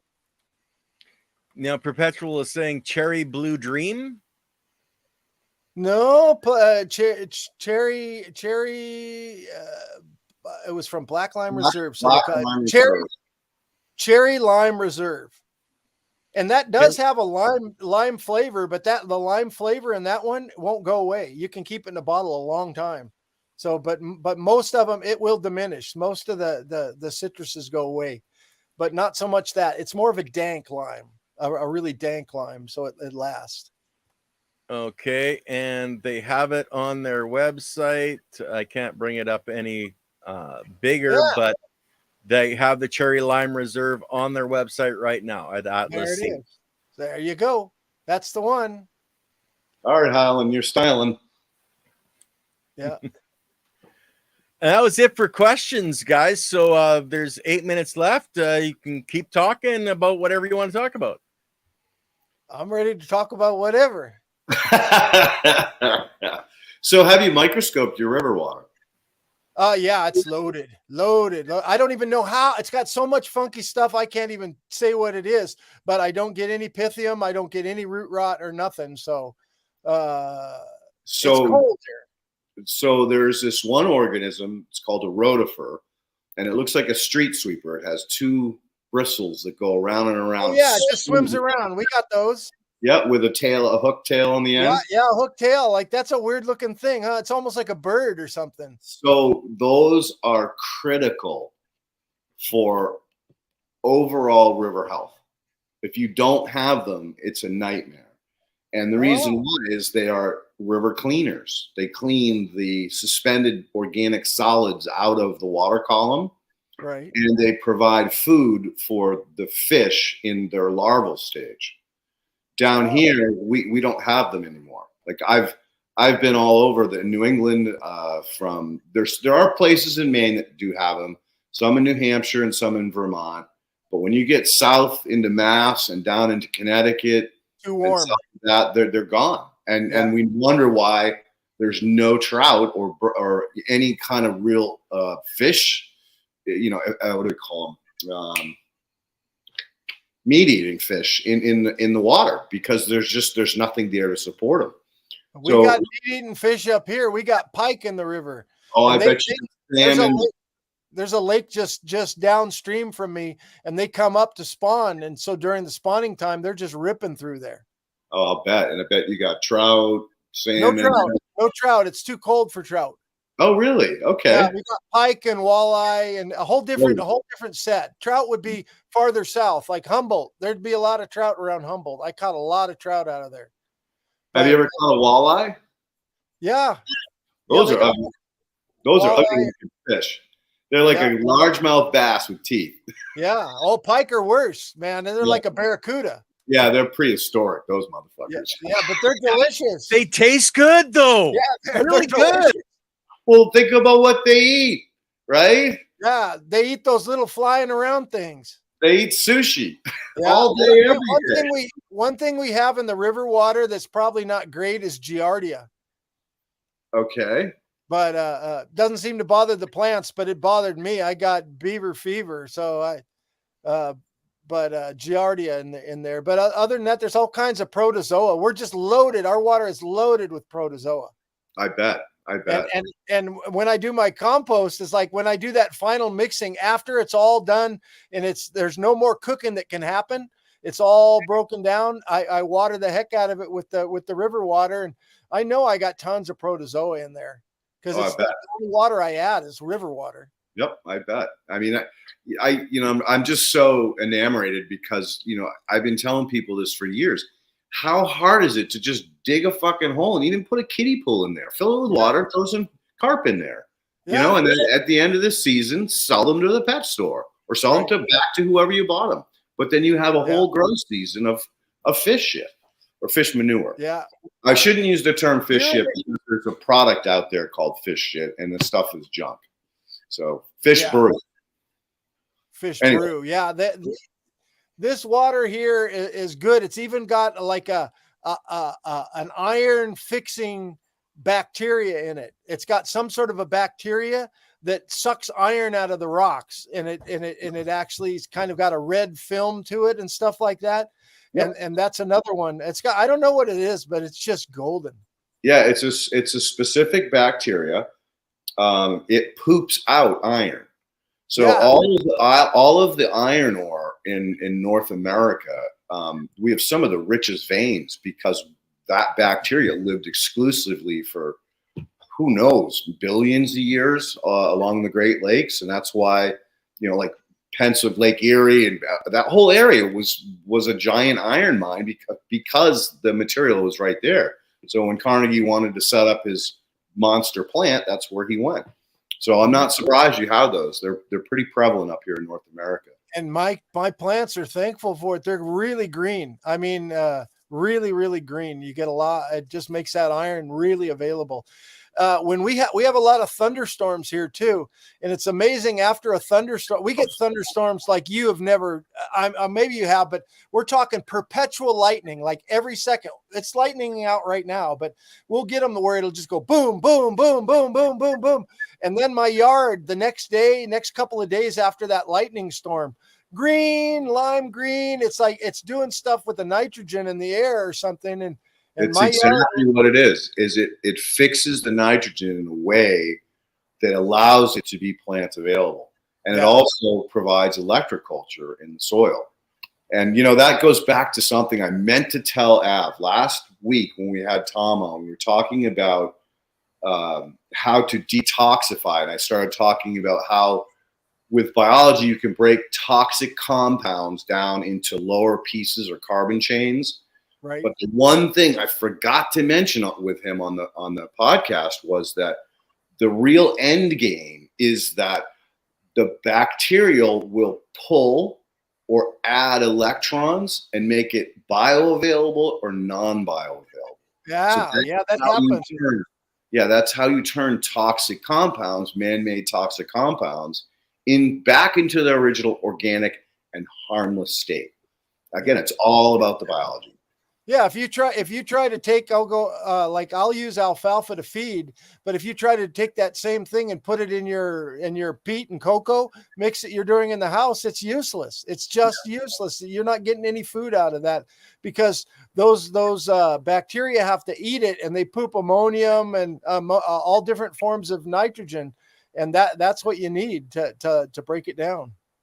Yeah, and it also makes the soil kind of greasy too, because as it's breaking down, it's leaving all of those residues and films. Yeah. So I see that you don't want to use it fresh. You really want to be using like a pelletized alfalfa meal or a powder alfalfa meal, but not fresh alfalfa, especially in a. Well, I put it into my compost, so it gets that slime stage over there, and it's not a year. It's a year, and then I have it back in.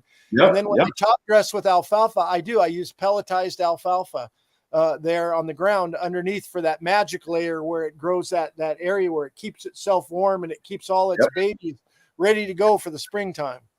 Well, listen, Ron, it was an absolute pleasure to meet you today. I'm sorry I was a little tardy. It's been one of those Mondays, but what an amazing podcast this was. Thank you for sharing all that incredible wealth of breeding knowledge. I love it. Really appreciate it. And Ken, as always, thank you so much for everything that you do behind the scenes, and thanks for sharing your time with us too today, Ron. And I'll get them to send you some of those. I'll get them to send you some of those migraine seeds. They look just like Colombian when you grow it. It looks like Colombian. Does it have the gold color? Yeah, it does. When it dries, it'll be a little bit more gold, but just the style. I'm talking about when you look at the bud structure and everything, it'll look like Punta Roja or red bud, or any of the Colombian strains. Yep. Oh, I missed that old red bud. That stuff was dynamite. Yeah. But it looks like it. It's got a little bit of that flavor. It's not really strong stuff either. It's only like 13%. Which is where I like those minor cannabinoids and terpenes as well. Yeah, it's got CBG in it. It comes with all the time different. It'll test between 4 and 6% CBG, and this is not CBGA. This is CBG. So cool. It's got a unique cannabinoid profile. Interesting. Very cool. Well, thank you very much for everything that you're doing out there in the world. Keep up the good work, my friend. All right. And, thanks, Ken. Thanks, you bet, guys. I'll just Ron, you're going to be at Grow Up in Victoria. So anybody that wants to meet Ron in person, you can go there. Oh my gosh, is it September? First week of September. Yeah, I know. I just did a commercial for it actually yesterday, and now I can't remember. But yeah. Leighton, do you have any events that you're looking at coming for? Or? I'm just trying to keep my head above water right now. There's so much going on work-wise. So no, I'm pretty much just locked down for the time being. Okay, and guys, on Wednesday we have Andy on. Tomorrow night we actually have a group that buys and sells cannabis wholesale on a global market. We've got their representative on tomorrow night. Thursday, we've got Andy on with Luna and Alex on the Sun and the Moon. And then, of course, we're going to be at the Unicorn Cup or Unicorn Music Festival. They changed the name over the weekend, and we'll be broadcasting from there, the OG's Power Hour, live from there. So expect me probably to be without a T-shirt again, because it's probably going to be super hot down in that area of British Columbia. So, guys, Ron, if you want to stick around, I'll just end the show, and we'll see you guys tomorrow night. Thanks, everybody.